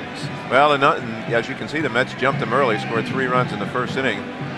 John Rule got the big RBI double, scored a run. Andy Pettitte is now settled down. He's starting to really pitch the way we know he can, but Dave Malicki has thrown exceptionally well with an outstanding fastball and a great knuckle curve. He has really held the Yankees at bay, especially after they get a runner to second base. Luis Lopez leads off the Mets' 5th, and he takes a quick strike. It's 0-1. Lopez hit by a pitch his first time up. Great quote from Bobby Valentine about Luis Lopez as he chops it over Hayes. Oh, good play to his left. He throws him out. He called Lopez like croutons on a salad. Not necessary, speaking of his offense, but certainly good to have. And one tasty. out here in the 5th. Yeah, that's right. Great play by Charlie Hayes. Hayes gets full extension. Here's a ball that's heading towards that 6th hole. That would have been a tough play for Jeter when Hayes cuts it off and is able to throw the guy out at first base. Jeter saying, oh, thank you very much, because that would have been a very difficult play for me to stop, turn, and throw. Lance Johnson takes strike 1. Boy, it looked like Mel out there. What was that? Did you like that? He Jim? lifted that right leg. I think he was just taking that pitch, and he was just trying to get the feel of what it'd be like to get balance on that back leg. Here he does it again. No, he did it again. Strike 2. Well, you know, Lance tries a lot of different things. But, Steve, you remember when he flattened his bat out? The minute he flattened his bat out, he started hitting line drives and ground balls, and they had to take advantage of the speed. Before, he used to hold the bat down at the end and vertical. He went around and strikes out on 3 pitches. Now, that was not a good approach right there. I think that high leg lift when you're just coming back is awful tough to get the timing in. Watch him lift the leg. Yeah, I think you're right on that first swing. I think the first 2 pitches there, that's not the way Lance Johnson approaches his at-bats. I think he's thinking right now, I certainly gave that bat away. And he's also not a guy, when you saw Charlie Hayes come in, for the great speed that he has, he's not a guy that likes to bump very often. He likes to put the ball in play and swing the bat. Bernard Gilkey takes a breaking ball. He doubled and scored the first Met run. That came in the 3-run first inning. He also flied to right on a 3-0 pitch to end the New York 2nd. It's even 1-1. Pettitte hasn't given up a hit since the first. Excuse me, I'm sorry. We were talking about Gilkey. Look at the year he had last year. 317, 30 home runs, 117 RBI, scored 108 runs. Now here's a guy battling to stay above 200. This game is such a dexterous game. If you are injured, it is tough to play this game. And people have not played this game and play day in and day out, don't understand how tough it is. You can play some other sports with broken fingers. You don't play this game like that. And now, because of the year he had last year, people automatically expect him to do that and more this year. Not that easy. 3-1 from Pettitte. Joe McIlvaine did some job. The general manager of the Mets did some job last year. He brought Gilkey in a trade. He brought Mark Clark, a starter, in who pitched almost pitched a no-hitter on Saturday. He brought in Lance Johnson as a free agent. Broken bat, singled into center field. But what did we say before? Remember the little flare he hit the right field when he led off the game? Now he breaks the bat and gets another base hit. He's got 2 hits. Those are the things that get you off the snide. But we were talking about Joe McIlvain. Now this year, and of course at the end of last year, he brought in Baerga for Jeff Ken and Jose Vizcaino. This year he goes out and gets Olaru. I mean, here's a big pop in the middle of your lineup. Good defensive player. He keeps adding people. He brings in Reynoso, a starting pitcher who's 5-0. I mean, you know, he's made some great moves. And think about who hasn't played for him. Isringhausen, Pulsifer, Wilson, and of course Pete Harnish. Yes. Amazing is certainly an appropriate word to describe this start for New York. They got him picked off. The great Pettit move. Should have the second pickoff, but instead it's the first. Remember, the rundown in the first inning allowed Hundley to score. Should be 2 pickoffs, but Pettit has 1, and that gets him out of 5th inning trouble. We go to the bottom half at Yankee Stadium. Mets lead the Bronx Bombers 3-0.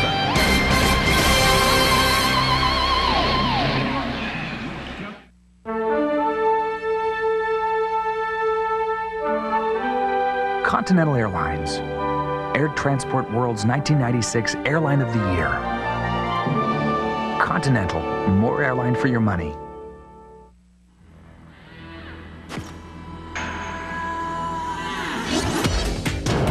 Go for the gold.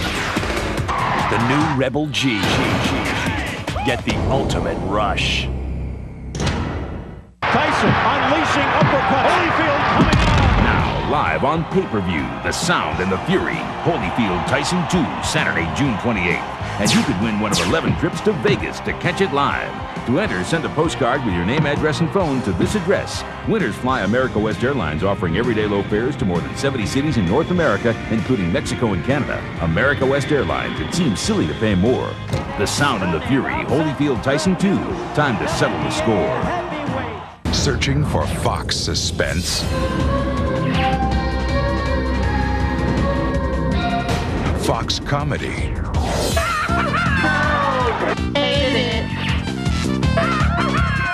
Fox action?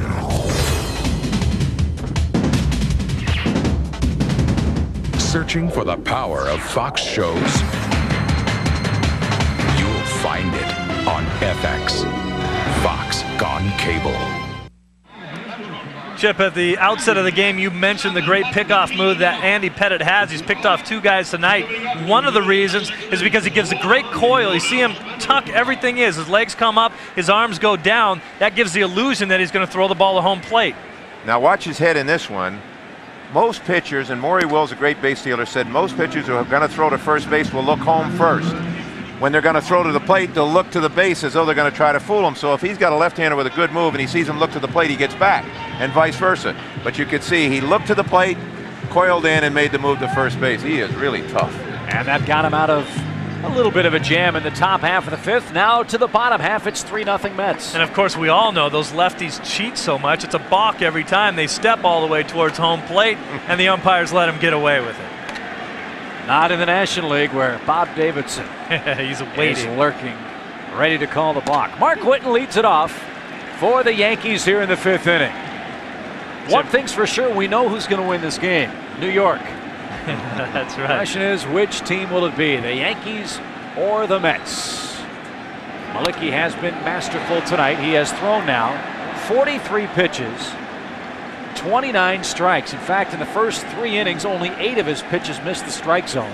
In the 4th inning alone, he threw 7 balls out of the strike zone. Well, that coaching staff was right on when they said he's not a nibbler. He comes right at you. You can see if you've got a 95-mile-an-hour fastball, even without a great breaking ball, you got to come right at people. Now, why would you nibble? No balls, 2 strikes. Say cheese, fastball inside corner. That's the 5th strikeout of the night for Malicki, and the leadoff man retired here in the 5th. Friends, don't miss FX Primetime Tuesday through Saturday. Leading off, it's the A-Team, followed by TV's hippest detectives, Crockett and Tubbs on Miami Vice. Coming in third is the side-splitting comedy of In Living Color, starring Jim Carrey. FX Primetime every Tuesday through Saturday, starting at 8. One place, FX. Chip, Mark Whitten didn't like that called 3rd strike, but the way Malicki's pitching the ball tonight, you got to expect that strike zone to expand a little bit. Chad Curtis swings the first pitch, skies it into shallow right center. Coming on is Everett, he's got it. And there are 2 out. Well, it's a good thing it's not a National League game considering what happened in Miami yesterday with Don Zimmer and Greg Bonet, the umpire, down in Miami. That was an ugly scene. But I don't think anytime, players and umpires should never bait each other. Well, if you have a beef, you should get it out and then get out of there. There's Don Zimmer right there.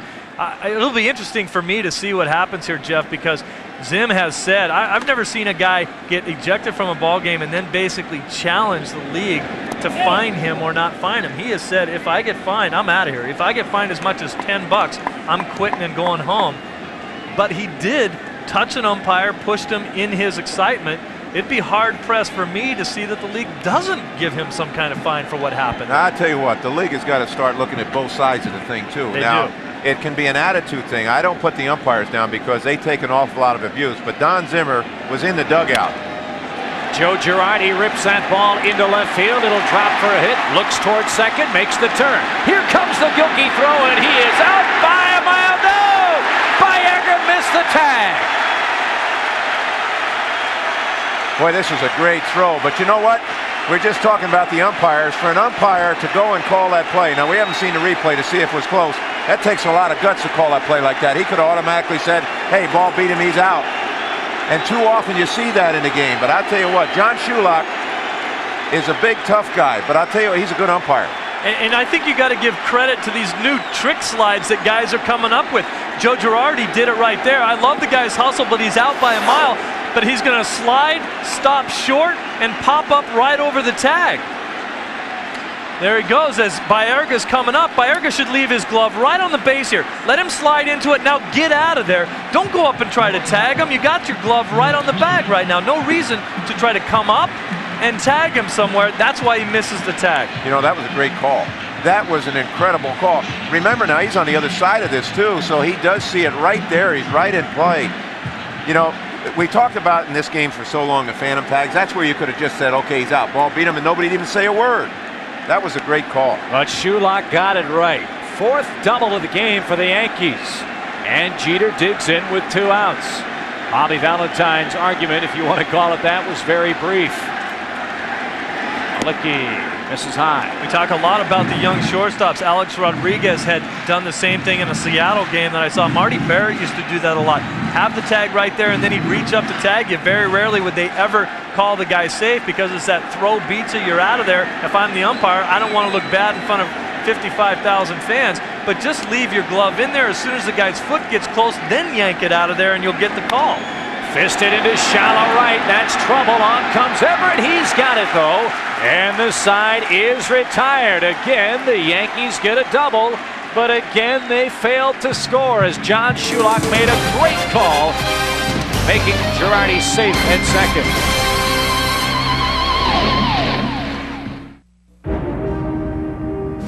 Why do I come out here? Because the playing field's level, but the stairs never are.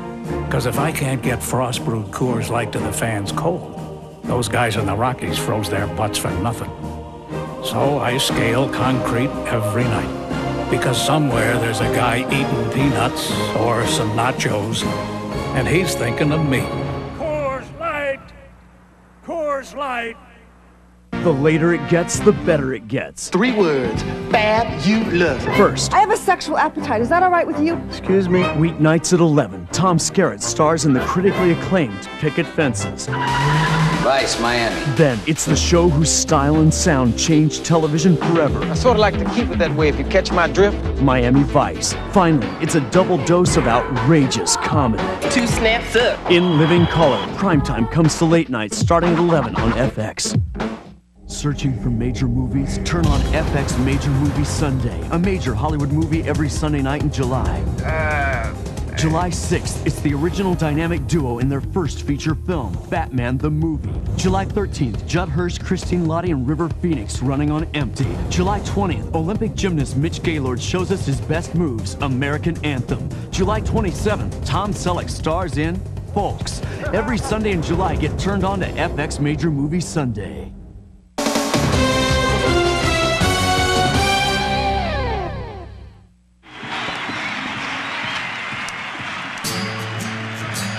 October 1st, 1903, 16,000 fans witnessed the Boston Pilgrims and the Pittsburgh Pirates battle in the first ever World Series. Former Pirate Tommy Leach recalled it was a wild series because fans would come out onto the field and argue with players and umpires during the game. An auspicious beginning for another great baseball first. First New York team to win a World Series way back in 1905. The New York Giants, who were then known as either the Mutuals or the Gothams, won the 1905 World Series, just 2 years after the first ever play. 3-0 Mets over the Yankees.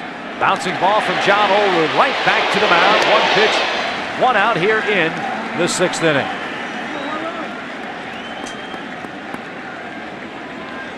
Bernard Gilkey singled with 2 outs in the 5th. Then Andy Pettit picked him off. And little lack of familiarity with the great move of Pettit cost the Mets. Hey, you see Gilkey leaning a little bit there. Mookie Wilson is the first base coach over there. They're talking about the move. Here he is talking with Bernard Gilkey after that play. One of the reasons he's on this ball club is to help the outfielders and to help the base running, and especially with guys that can run like Gilkey, help him with the stolen base total. Want to change the scoring too on that Joe Girardi play in the 5th inning. They ruled it a single and an error on Baerga. Wow. We're not applying the tag. Andy Pettit, we talked about him settling down. He's now thrown 16 of his last 19 pitches have been for strikes. He deserves a better fate after that first inning, in which he gave up 3 runs, had very little command, and gave up 3 hits. You know, Chip and Jeff, you know, this is a situation where it's going to be dire straits for the Yankees if they do not show a good showing against this Met ball club. But it'll be even worse if it's perceived that they didn't do it with good fundamentals. 3 balls and a strike to Hundley. I think you're right. The hit zone. Of course, Steve, this is what we looked at before games. We'd go over things like this in the clubhouse. But this is a great way of looking how a hitter has strength. Todd likes the ball. Basically, you're talking about up in the strike zone, right up in the middle of the strike zone, right-handed. And the hit zone is a kind of that and a spray chart that we always looked over in a clubhouse beforehand. We had meetings almost every night. People say, oh my gosh, you had too many meetings. They weren't very long, but when we hit the field, we were never surprised by anyone. Now this makes it look very simple. Instead of going up and saying this guy, you can't do this, you can't do that, just say, these are areas to stay out of. Or here's where he can be gotten. That's a great gimmick right there. Oh, he rifles that ball into the stands. Let's see if everybody's all right. And yes, the fan is fine. Hundley's kind of an odd combination too when you look at that hit zone.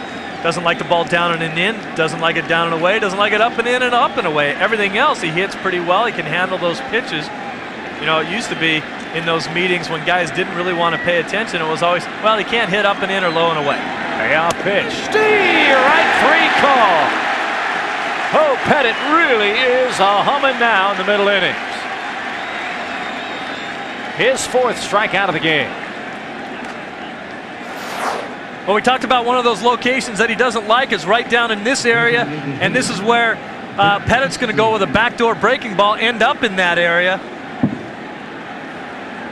This is one of those pitches where, as a hitter, well, that's a little bit out over the plate. I think Hundley was looking for something in a different location. That ran back over the middle of the plate from the outside part. Butch Husky has his 2nd hit of the game.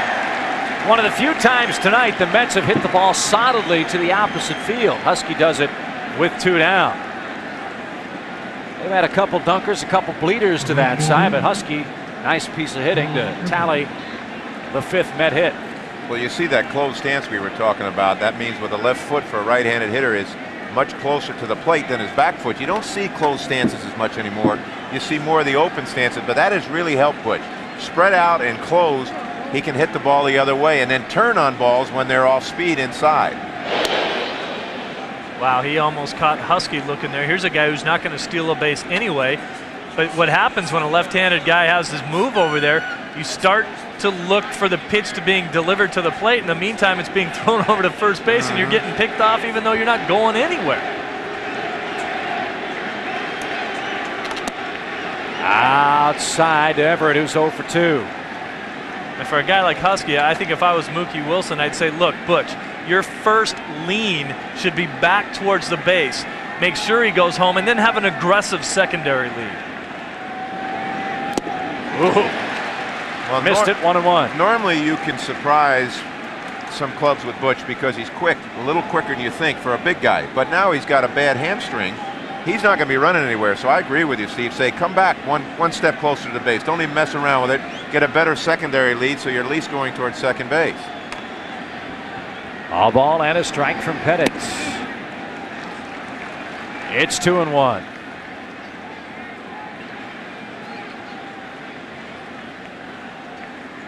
Three runs, 5 hits, 2 errors for the Mets. 0-4-0 for the Yankees. And the 2-1. Inside and low, 3 balls and a strike. Oh, Butch doesn't know which way to go now. He went the last 2 times. He went back to first base. He's not sure which way Pettit's going, but this is smart to do. But if you do it twice, start out closer to the base and then move off as he delivers the ball. This way you're at least going in the right direction. 3-1 now to Carl Everett. Swinging bunt, foul down the third base line. Yeah, I think Husky might be playing a little bit of a game with Pettit there too. I think he's moving on his first move back towards the base, almost to ensure that he won't throw over, and then he's getting a fairly aggressive secondary lead after the pitch. But I'll tell you what, all I know is when I was playing, if I saw 2 of my teammates getting picked off, I was going to make sure I had to do anything I had to do to make sure I didn't get picked off because I wanted to play tomorrow. And that time, Husky almost standing on top of the first base bag. I don't think there's anything more embarrassing, other than when your pants come down at first base, than to be picked off at first base. That is one of the worst because it's a long run to the visitors' dugout over here. Again, the payoff. Instead to first, and again, Husky right on top of the bag. I like that from Andy Pettit, too. I think he saw Husky going back thinking, all right, I'm going to get a good secondary lead. So Pettit said, you know what, I'll see if he's cheating. He goes back early, but he has to turn around and go back towards second. So I'm going to throw over there and see if I can catch him anyway. Again, the payoff pitch. This time it's coming home. And it's popped up a mile high, shallow right. Kelly drifts back, calls off O'Neill. He's got it. And the inning is over. No runs, a hit, a man left. The Mets have left 3 through 6. We go to the bottom half. Andy Pettit's Yankees trail the Mets 3-0. This has a nice picture, and this has a nice picture. Holiday Inn has neat TVs. Ramada has neat TVs. You can change channels here, and you can change channels here. But you'll almost always pay more for the reception you get here than the reception you get here. And maybe that's why last year 23 million people chose Ramada over Holiday Inn. All things being equal, we're better. So call 1-800-2-RAMADA. I come to America with only 1 pence and map of Kentucky. Today I have own beer tray and put it in Coors Light only. Coors Light, refreshing like Rocky Hills, cold. In old country, I had nothing. Here in America, a man get on beer tray and proudly yell, Coors Light! Now people want me. I am more than just a man. I am beer man. A storm rolling in, and Mom's not due for another hour. Hey, what about me? A pretty tight spot, unless you have MCI. Starting to rain. The kids dial one special number, and that one call goes to Mom's office, then to her cell phone, then right to her. Get in, I'm so glad you called. And Mom rolls in right before the storm. Wouldn't let me in the phone booth, Mom. There's no room, you dweeb. Dork. The incomparable facade of Yankee Stadium. Oh boy, what a treat it is to step into this hallowed hall of Major League Baseball. You can't help, if you're a fan of this game, from getting the chills to walk down on that field where Babe Ruth, Lou Gehrig, Yogi Berra, so many great performers played in Yankee pinstripes through the ages. That, however, not one of them. That is the guy that signed me to play my first professional baseball game. That's my scout right there. You know, they have a monument parked out with all the numbers that have been retired behind the left field fence and left center field, and the monuments out there. That is really terrific to walk out there and see all the 3 big monuments of Ruth and Gehrig and Miller Huggins. It really is something, and they're saving the spot. They're going to put one up for Mickey Mantle just behind the front 3. And eventually Joe DiMaggio will have one out there. What's amazing, too, is, correct me if I'm wrong, but in the old days of Yankee Stadium, that was in play. Yeah. Yes. Where the flagpole is, that was in play. Yes. Joe DiMaggio and company used to roam the outfield. You had to hit the ball a ton to get it out to left and left center in this place. 1-1 to Pat Kelly. Couldn't get the fastball. I think that's one of the reasons why they often wonder if Williams and DiMaggio had traded stadiums. Right. How many more home runs those guys would have hit.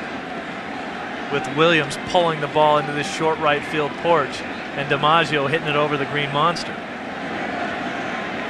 Tried to bunt, didn't get the bat back in time. It's 1-2. Correct me if I'm wrong, but there was a rumor that then the owners of the Yankees and the Red Sox actually were sitting at dinner and had a deal worked out on a napkin over dinner, and then by the time dinner ended, they looked at each other and said, nah, and tore the whole deal up. Oh, someone spilled mustard on it. I had heard that too. I'd heard that they were proposing that, but boy, you're talking about Ted Williams, possibly the greatest hitter to ever live. DiMaggio had an unbelievable career. Foul past Willie Randolph. You wonder sometimes, though, Fenway is, of course, it was different for Williams because he pulled so much. But there were so many great hitters in the history of the Boston franchise, and it helped that it was a short porch to left field because they could hit the ball that way and know they would hit it. And Yankee Stadium, of course, was cavernous. I mean, it was huge. It was originally 461, and those three monuments used to sit on the field in play.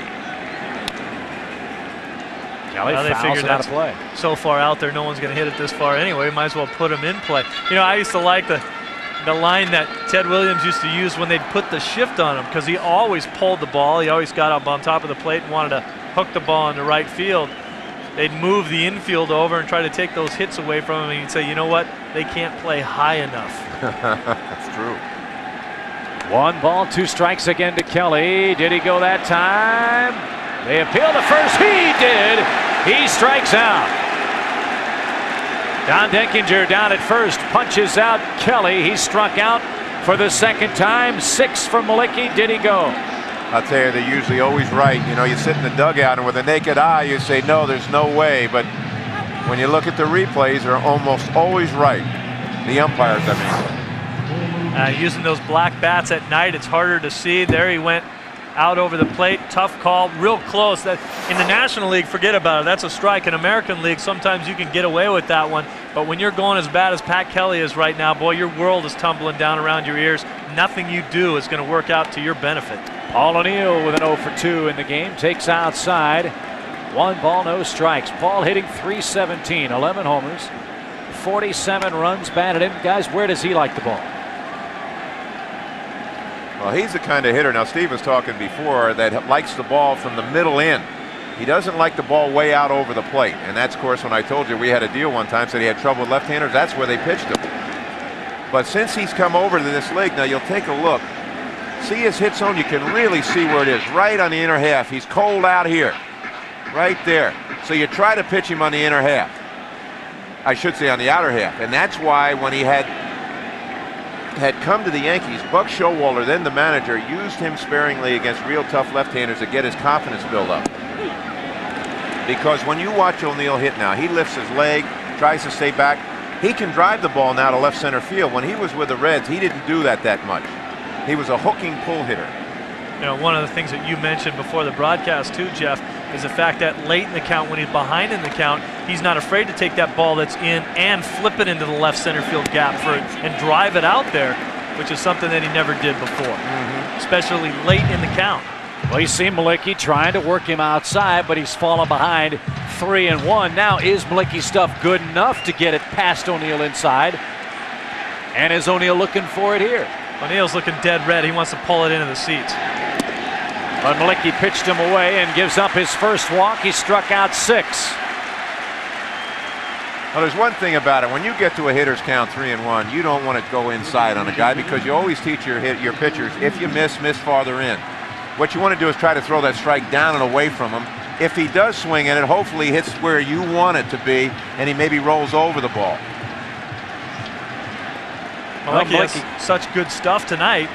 He just soon take his chances here with a double play guy. Cecil Fielder starting to turn it up a notch. He had a pretty good double play combination with the guys on bases right now. Cecil struck out and has doubled, and he takes inside 1-0. And the book on Cecil. Now take a look at this guy. When I wasn't kidding before, they had to make the sleeves bigger on this shirt. They make it the size of normal people's legs. Yeah, he's got a waist size on those armholes. Oh, that's unbelievable. So you can pitch him right under those arms because he can't get the bat extended in there. Trying to get out of the way. Did he go to first? He did not that time. Wow. How is Fox's pitch a strike and that one not? Excuse me, Kelly, how's that? I don't know. See, that's what Kelly's saying. He's saying that nothing's going right for me right now. Wow.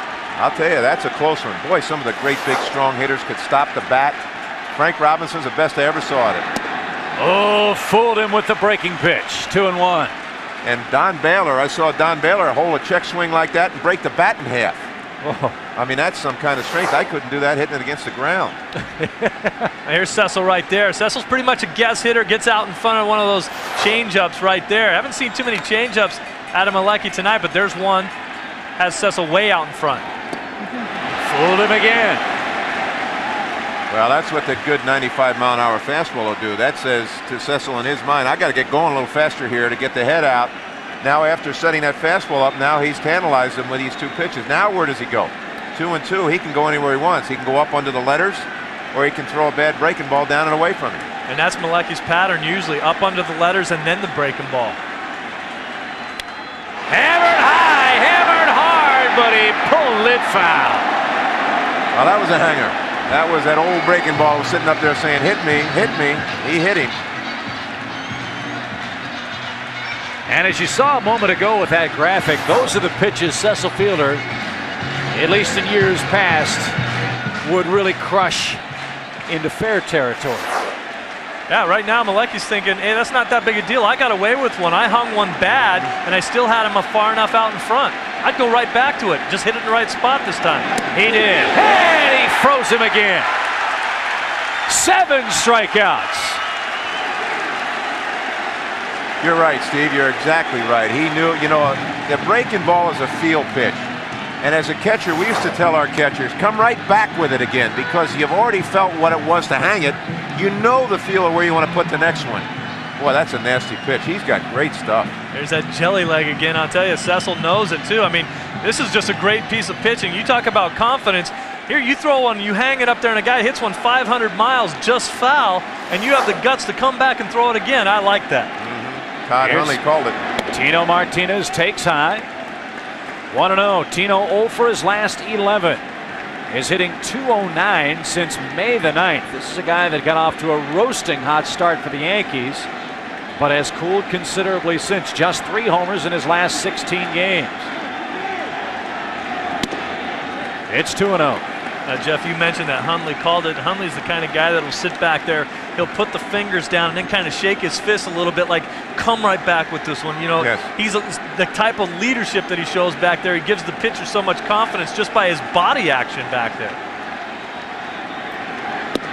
Change right through there. It's 2-1. That really is a good point, Steve. I remember, you were sent to Instruction League to learn how to catch, and you got a feel for the game back there, too. One of the things, the pitcher-catcher relationship is so important, and if the pitcher believes in his catcher, oh, baby, he'll throw anything. And he says that guy can catch it, and he's thinking well. Tino pops it up. Baerga drifts back. He's under. He's got it.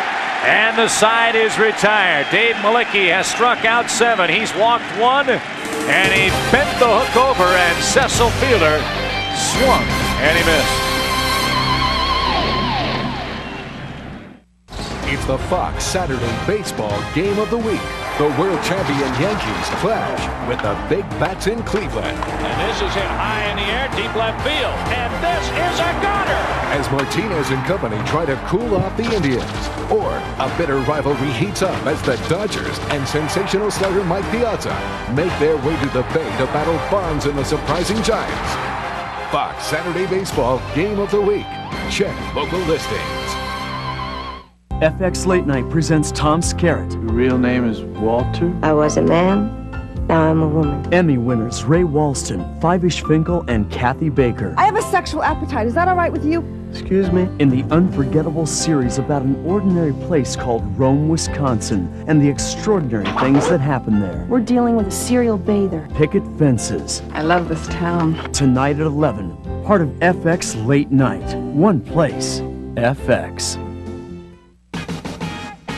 I'm back! Before he made motion picture history. Before he became the biggest movie star in the world. And we make with the Kleenex here! He was already making us laugh out loud. On In Living Color. Woodchuck the gray squirrel, Woodchuck the gray squirrel. Done coming home. The only place you can see Jim Carrey every night. Alrighty. Is on FX. 2 back-to-back episodes of In Living Color. My job here is done!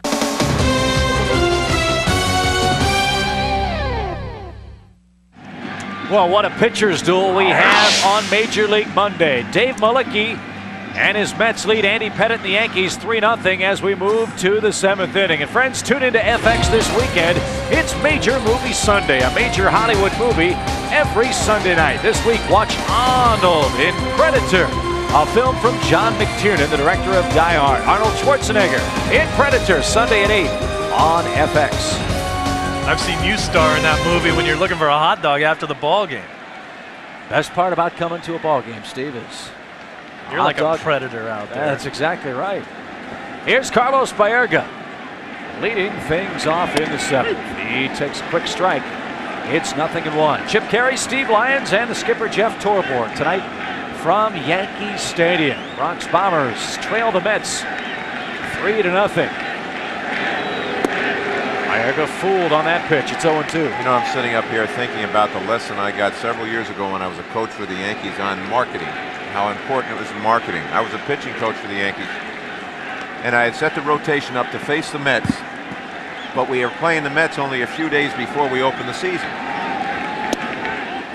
So basically what you have to do is set your rotation up to start the season. But we knew how important it was to the boss when we played the Mets. So I had Tommy John started and was closing the game with Dave Righetti, but I had to use a kid in the middle to get to him. The 1-2 to Baerga, 2 balls, 2 strikes. And the unfortunate young man, Mike Griffin, came into the game. We were leading the game. He struck the side out in the 1st inning. Yes, sir. They scored 4 the next inning, and he was in the minor leagues before he got off the mound. 2-2 pitch, bouncing ball to second. Kelly makes the play, and there's 1 out. And later we had a meeting, and Mr. Steinbrenner, who is a tremendous leader, slammed his fist on the table. He said, "What you guys don't understand, this is a marketing war we're in. And you know, we're thinking about setting up for the season." I said, "Yes, sir. Yeah, I agree with you." Yeah, it was once said that in Steinbrenner's 2nd year of owning the team, I think 1973 or somewhere in that area, some Yankee brass were congratulating themselves for drawing 150,000 fans for a 4-game series. Steinbrenner wasn't all that happy. He says, "Doggone it, I'm not going to be happy until we outdraw the Mets 150,000 to nothing, and that includes the Mets players' wives." That's why it's going to be really fun to watch this rivalry develop if it continues to, as Franco rips a single into right. Because as much fun as the game is tonight, it'll be even more fun reading the tabloids tomorrow morning. Oh man, when you think about what goes on around here, of course, it happens constantly and it's always documented. Here's a great try by Tino Martinez. The ball's right in the wrong place if you're the Yankees. But you know, a lot is said about Steinbrenner. I worked here as a coach for 10 years. He is an outstanding owner. And I'll tell you why he is, because he wants to win as much as you want to win, and he's willing to put his money where his mouth is. He's also a fan. He can be impetuous, you know, where he says, "I want this done this way," but I'll tell you, he's a tremendous owner. Does Lopez bunt? No, he rips a single into left. So the Mets play a little American League style baseball here, leading 3-0. They don't bunt the runner to second, and the young shortstop has his first hit of the game. With 1 out. Yeah, it's a funny situation here as you see Lopez go down with this pitch. Look at his head down. We saw him peek behind him, but he does a good job of keeping his head down on that ball right there and driving the ball to left field. I think it's interesting how we talked about earlier, a lot of teams will stack the lineup with right-handed hitters against Andy Pettitte. but he's very tough against the righties. And outside of Lopez's base hit right there, it's been the left-handers in the lineup that's been giving Pettit more trouble tonight. Lefties this year hitting .375 against Pettit. Righties just .217. And I'll tell you, I had a conversation with Carlos Baerga earlier today, and I said, have you thought about maybe going up and facing him left-handed? And he said, you know what, if I go 0 for 3 in my first 3 at-bats, I might think about it. Well, he's 0 for 3. He may have to wait a while to face Pettit again. Pitch outside to Johnson. 2 balls, no strikes. The Mets want to break it open right here. They've put together their 3rd and 4th hits against Pettit since the 3-run, 3-hit first inning.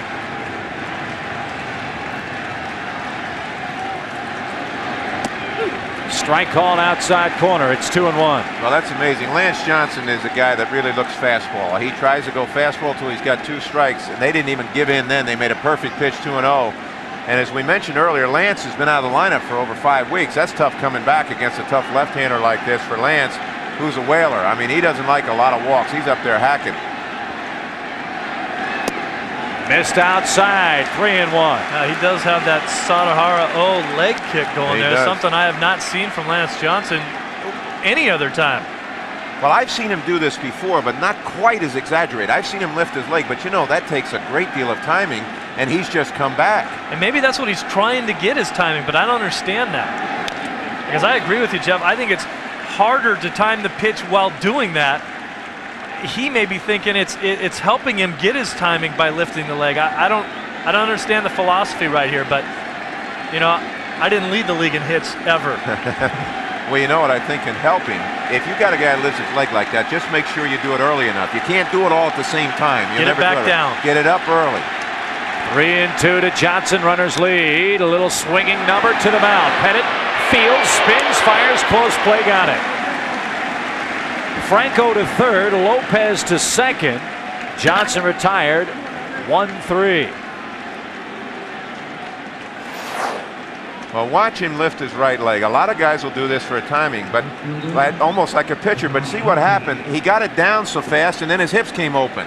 So he pulled off the ball. If you're going to use that kind of stance, you've got to lift your leg early and quietly, not quick.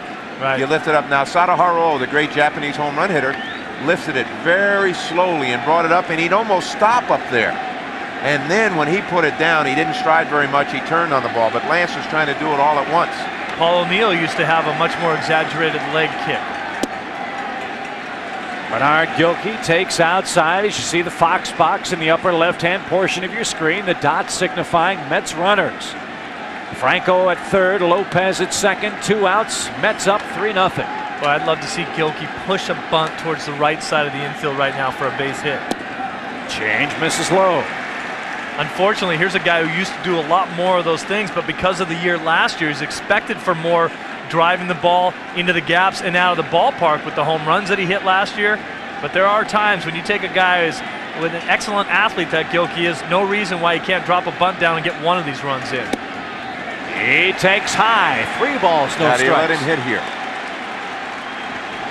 I think you can here. When you're thinking about this situation, you've already got a 3-run cushion. You got a guy who's already got 2 hits tonight. You're trying to get him out of a slump. Why not let him wail away here? See what happens. Because you got a left-hander on deck, even though he's a very good left-hander in Olrud. And they don't mess around with Gilkey. Got to have a lot of discipline as a hitter right there to make sure you don't swing at a bad pitch. I'll tell you, that was something that I never had. I mean, I wasn't a good enough hitter to try that anyway, but 3-0, I figured he's going to have to throw me the same pitch 3-1, so I might as well get a good look at it. And I don't want to be swinging at a bad pitch right here because I just wasn't that disciplined a hitter. 3-0 pitch. Hey, if you walk me, you made a big mistake anyway. I'll take the base. The Yankee bullpen starts to get busy. The tall Australian left-hander Graham Lloyd starts to get busy. John Olrud digs in. He doubled home the first Met run in the first. He's hitting .441 with men in scoring position tonight. A chance to bust this thing open in the 7th. Pettit works off the windup now. Ball 1. Now here's the hit zone on John Olrud, right where they just tried to go with that last pitch. You can pitch him down and away, right out here, and you can pitch him hard up and in. But baby, watch out in this zone in here because he can turn on you and he can hit it all over the field. And when you watch this nice quiet bat, this is why his head doesn't move much. 1-0 pitch goes the opposite way for a base hit. 1 run scores. Here comes Lopez. The throw from Witten. Cut off. It's 5-0. When he's going good, he goes the other way. Absolutely, I was going to say right there, that pitch down and into him is a ball that he can handle and drive the other way.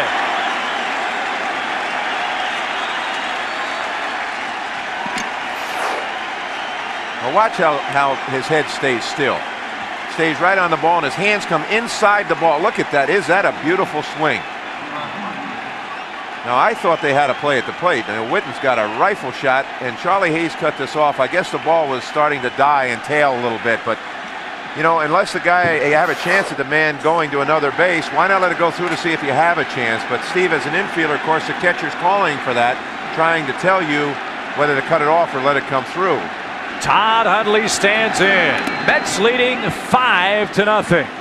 I'm a little surprised too because, as you mentioned, Witten's got a gun out there, and that ball was really tailing hard and back into the line. Girardi probably made the right call by telling him to cut it off, but you know, you're right. In a situation like that, no one else is going anywhere. Gilkey can't go anywhere because the throw has been low enough to be cut off.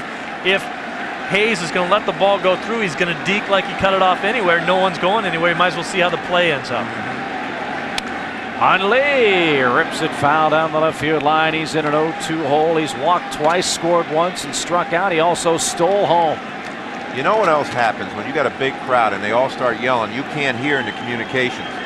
And a catcher might be yelling at the top of his lungs, and the infielder can't hear him at all, so he's got to make his own judgment call on it. That's why normally when you have those kind of communications, you don't say anything if you want it to come through. The only time you cut it is when you tell them to cut it. Runners first and second. Breaking ball, fly ball, shallow right field. Long run Tino, long run O'Neill, and they'll run out of real estate. That's the same situation that you can use in the outfield too. As a center fielder, I wanted, if you said something, you were going to get the ball. If I wanted to play center field, I would tell my right and left fielder, you go after the ball like it's yours. If you hear me say something, you better get out of the way. I'm not going to be saying you take it, you take it. If you hear me, it's my ball. And the same situation for you. If I hear you, I know you want to catch it. And then as a center fielder, I can overrule you if I want it. But, you know, none of that stuff, you take it, because that causes problems out there. If you hear some noise, that means someone's catching the ball.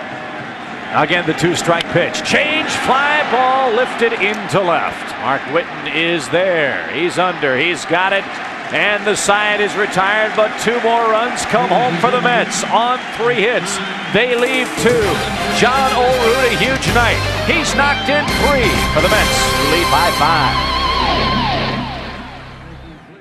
Tyson unleashing uppercut. Holyfield coming on. Now, live on pay-per-view, the sound and the fury. Holyfield Tyson 2, Saturday, June 28th. And you could win one of 11 trips to Vegas to catch it live. To enter, send a postcard with your name, address, and phone to this address. Winners fly America West Airlines, offering everyday low fares to more than 70 cities in North America, including Mexico and Canada. America West Airlines. It seems silly to pay more. The sound and the fury. Holyfield Tyson 2. Time to settle the score. Don't move! Johnny Depp, Holly Robinson, cops undercover in the hostile world called high school. The criminals are getting younger every day. They're the only cops keeping up with them. Good work, man. Johnny Depp, Holly Robinson, in 21 Jump Street, every Tuesday through Saturday at 7. One place, FX. Searching for major movies? Turn on FX Major Movie Sunday. This Sunday, an elite team of soldiers on a classified mission. Payback time. Are forced to fight an enemy they cannot see. Something out there waiting for us. The hell could have done this to a man? But in God's name. Arnold Schwarzenegger. What the hell are you? Predator. Sunday at 8 on FX Major Movie Sunday. Guys, there's an unhappy young left-handed pitcher. But a great piece of hitting from John Olerud has broken the game open for the Mets. 5-0 as we head to the bottom of the 7th inning here in the Bronx. And again, friends, FX would love to hear from you. Starting June 23rd, we invite your questions here at Major League Monday via email at mci@foxsports.net. Just type in your questions and we'll answer them live on the air. It's sponsored by MCI and is that simple. Again, the address on email, mci@foxsports.net, starting next Monday here on FX. Chip Carey, Steve Psycho Lyons, and the skipper Jeff Torborg from Yankee Stadium, where the Bronx Bombers are running out of outs. Dave Mullicky needs 9 more to claim the win for the Mets in the opening round of the Subway Series. Charlie Hayes is ready to lead things off. He is 0 for 2 tonight. And ball 1 low. Sometimes, Chip, when you talk about fundamentals in the game of baseball, a lot of people assume you're talking about defense. You can do a lot of things wrong offensively, and I think that one of the reasons why the Yankees are not in this ball game right now, trailing 5-0 in the 7th, is the fact that fundamentally on offense, they've done a poor job of getting guys over from second base into scoring position. They could easily have at least 3 runs tonight if they would have they've had a leadoff double, they've had a couple one-out doubles, and unable to score those guys from second base because of bad offensive fundamentals. Charlie Hayes with a count of 1-1. Took a shot at right. He's behind 1-2. That gives you a little idea of the kind of stuff Mullicky has. That was a fastball that beat Charlie Hayes. It made it look like he was going to right. He was just slow on that. He couldn't get the head of the bat around. I'll tell you, that's the other thing. A lot of things, pitching sets the tone. A lot of things can look bad in your game when the pitchers are really sticking it to you and have great stuff. Boy, you can look awful. Yes, tip your cap to him is right. 1-2. That missed downstairs. Only the 73rd pitch of the game for Mullicky. You know, Jeff, it's no fun to have a guy as smart as you up here, because when I was playing and I'd be trying to pull the ball and I'd accidentally shoot one into left, I was banking on that announcer saying, boy, what a nice piece of hitting he did right there. And I was trying to pull it as big as day, and I just accidentally hit one over the left. 2 balls, 2 strikes. Mets leading the Yankees 5-0. It's full now. Mullicky tonight has yet to, well, I beg your pardon, has walked 1 man. That was Paul O'Neill with 1 out in the 6th. Late inning walks are often deadly. The count full now. 3-2. Breaking ball popped up, and that'll reach the upper deck. A huge crowd tonight at Yankee Stadium in the Bronx. 56,188. Second biggest crowd for the Yankees since opening day. It's great to see in this ballpark, and I'll tell you, we were all here last year during the World Series, and the way this city acted after the Yankees won the World Series was great. Great for baseball, great for the city, and it was something I think very appreciated by the rest of the nation. Ball 4 low. Hayes coaxes the leadoff walk in the 7th. You guys talk about the lack of offensive fundamentals by New York. Now with the leadoff man on with a 5-0 hole. Let's see if New York can finally make some hay here. Well, they need base runners. You can see Joe Torre sitting there. So much flies around this situation with the Yankees always. It doesn't matter when it is. Whether you're winning or losing, there's got to be so much flying. And there's something good about that keeps you on edge the way you play hard, but it's a long season. It can wear you out a little bit. Joe Torre, what a job he did last year. I started talking earlier about the coaching staff he has. What a great job they did. High pop from Mark Whitney. Swings at the first pitch.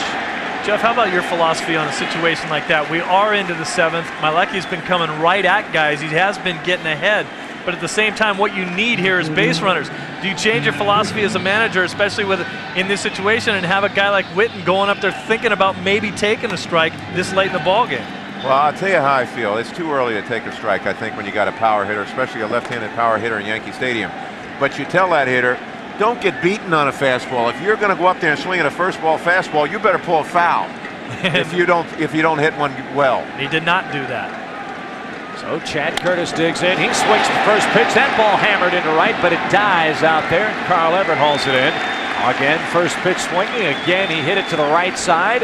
And again, the Mets reach up, grab it for out 2. What I was starting to say was the coaching staff of the Yankees are guys like Chris Chambliss, Willie Randolph, former Yankee captain, Mel Stottlemyre. They played in New York before and they were successful. There's Chris Chambliss. There's Joe Torre, of course, sitting there. Don Zimmer was a coach here on 3 different occasions. Don Zimmer is a terrific baseball guy and a superhuman being. That's why that stuff yesterday with the umpire, I believe what he had to say. I think sometimes now some of the attitudes are just going the wrong way. And I know it can, you can get edgy as an umpire. I realize that. But anyway, to make a long story short, I think because of the kind of coaching staff the Yankees had last year, they made all the newcomers they had feel welcome coming to New York. Tell them how to do it. Joe Girardi was a new guy to New York. Don Zimmer had him when he was coaching with the Rockies. But it is not easy to play here. And we came into this game talking about it. The pressure is on the Yankees. They are expected, defending world champions, the Yankee mystique, to beat the Mets around. They're supposedly all beaten up. It is tough on them. That pitch bounced up there. It's 1-1. Good stop by Hundley. Great job. Hundley is unbelievable. When David Cohn was pitching with the Mets, he's got as good a forkball as you're going to find, and he bounces maybe half of them, and people swing at the other, half of that half. And there's Coney sitting on the bench. Well, Todd Hundley, as a young kid, was so good. I mean, he was textbook on the ball in the dirt. And, those kind of things you work hard on, but part of it is an attitude. See him drive his head down. You're not afraid to take a beating. I mean, those hurt. If they don't hit the chest protector, they hit skin and shoulders. And Malicki fields his position. Throws out Girardi. The Yankees again get a leadoff runner. Witten and Curtis swing at the first pitch, pop out and fly out. Girardi on 3 pitches, grounds out to retire the side. We go to the 8th in the Bronx. The kids from Queens leading it 5-0.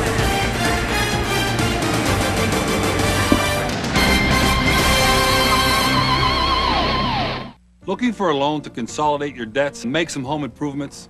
Call First Plus Financial. Hi, I'm Dan Marino. With a loan from First Plus, you can borrow up to 125% of the value of your home, less your first mortgage balance. Just call 1-800-510-PLUS. There's no application fees, and they'll give you an answer before you hang up. So if you want to pay off your high-rate credit cards and other loans, plus still have money to make some home improvements, call First Plus at 1-800-510-PLUS. The later it gets, the better it gets. Fabulous. Tom Skerritt stars in Picket Fences. Then it's the show that changed television forever, Miami Vice. Next, it's a double dose of comedy. 2 snaps up. FX Late Night, every night starting at 11/10 Central. Searching for the power of Fox Sports?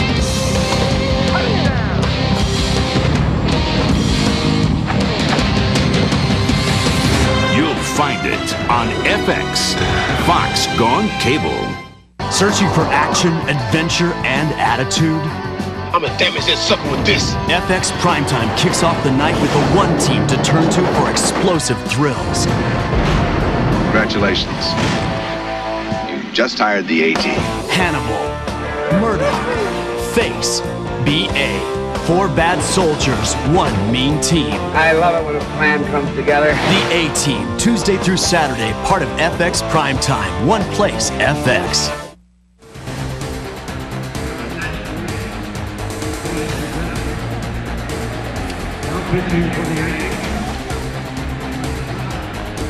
Chip Terry, Steve Lyons, the skipper Jeff Torborg back at Yankee Stadium. Baseball Monday on FX. The Mets jumped on Andy Pettitte with 3 runs in the first. They've added 2 in the 7th. They've chased him.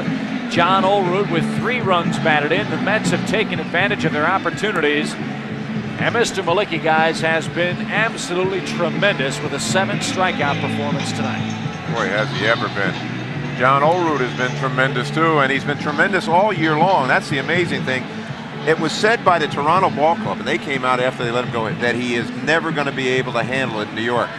But he's really quiet. I know very you talk to him. So guy. quiet. He's not going to get caught up in any of the stuff around New York. He's just going to go out there and play. And when you're putting up the kind of numbers that he's putting up right now, not too many people are going to bother you. That's right. Now here's Graham Lloyd. Look at the numbers. I mean, some of his numbers are reversed around. Big lefty that came over from Milwaukee in that controversial deal. I mean, 15 innings pitched, 24 hits. You'd like to see that reversed a little bit, and his strikeout to walk ratio is the same. Walked 9 guys, only struck out 5. First man he faces is Husky. Butch tonight, 2 out of 3 with an RBI. I'd like to get back to that conversation that you started, Jeff, about the coaching staff, and it was my opinion that Bobby Cox started it when he came into Atlanta.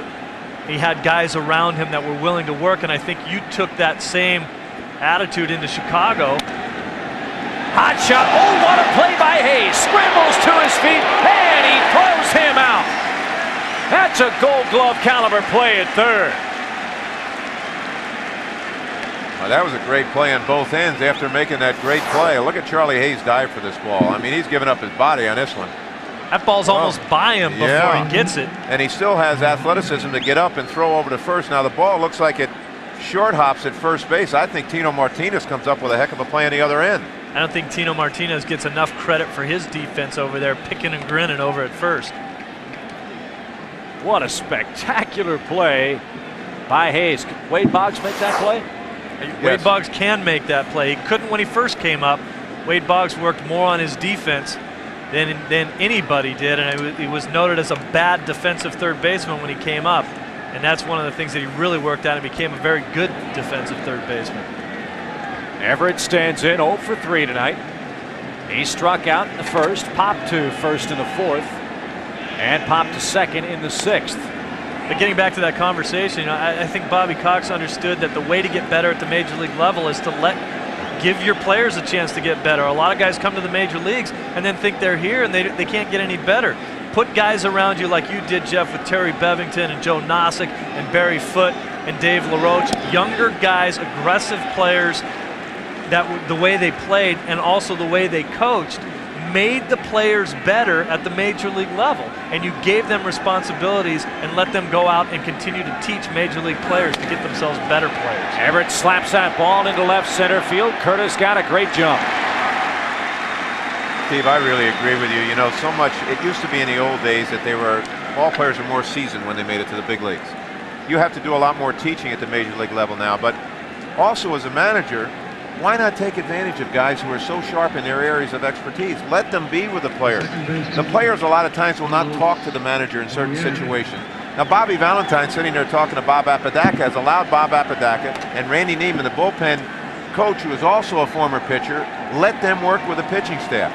I mean, you're foolish if you're a manager to do not take advantage of real, bright baseball people. And Apodaca's a great one. Oh, he is. He's exceptional. One ball, no strikes to Baerga. Stoudemire there with Joe Torre. Those guys are always going to stay close together, and a good manager will take some advice from his coaches and then make the final decision. You have to do that. You know that the final decision is going to rest on your shoulders. But if you don't have 3 or 4 other guys' opinions in your ears before you make that decision, I think as a manager you're making a big mistake. Yeah, I agree with you.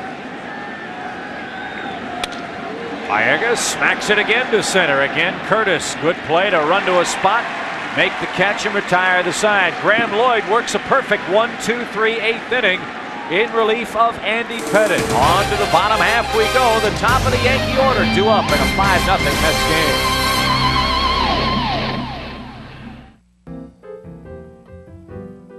Baseball is a game. It's about hitting, it's about catching, it's about throwing. But most of all, it's about having fun. Why do some ball players dip or chew tobacco? I don't really know, but what I can tell you is it doesn't make them better ball players. And when they try to quit, it's not fun. So please, do yourself a favor, just play the game. Message furnished by Major League Baseball and the Major League Baseball Players Association. Searching for Fox suspense?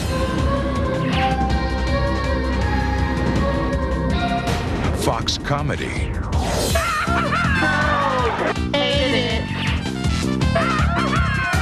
Fox action?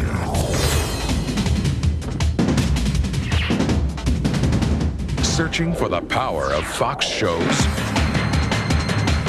You'll find it on FX. Fox Gone Cable. Don't move! Johnny Depp, Holly Robinson, cops undercover in the hostile world called high school. The criminals are getting younger every day. They're the only cops keeping up with them. Good work, man. Johnny Depp, Holly Robinson, in 21 Jump Street, every Tuesday through Saturday at 7. One place, FX.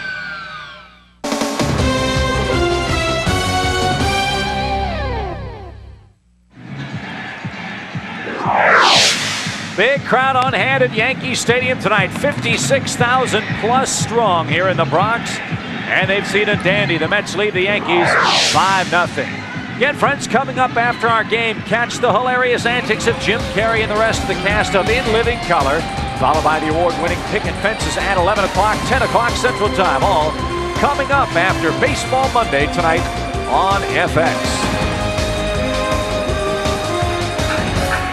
Top of the Yankee order here in the 8th inning. Jeter, Kelly, and O'Neill. It's been a tough night for the American Leaguers. The National League leads or has won 9 of the 10 interleague games played tonight. The Cardinals and Milwaukee are in a scoreless tie. Jeter tonight, 1-4-3, takes a quick strike from Malicki.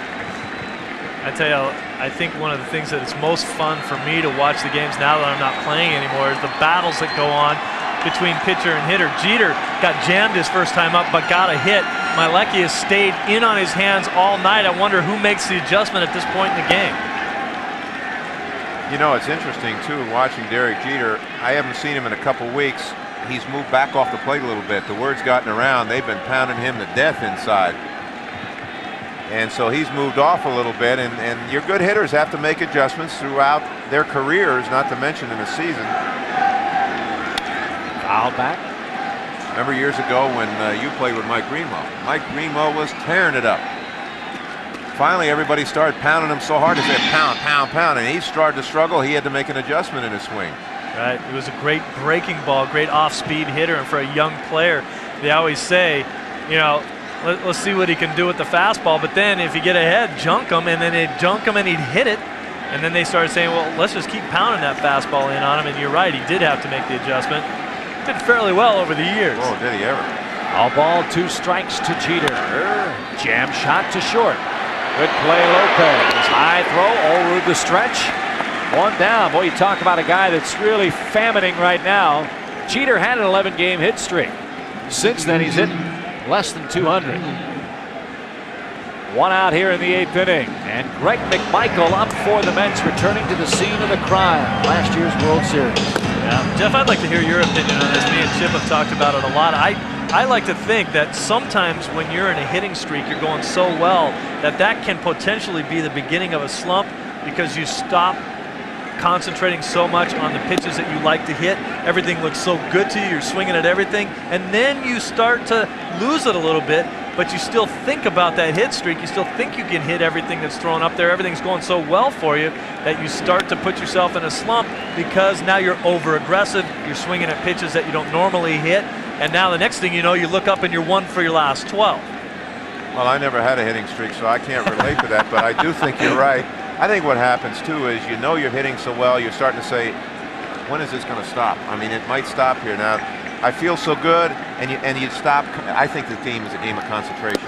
I think you do stop concentrating. The greatest guys that we have seen play this game, pitchers, hitters, they were able to concentrate better than the rest.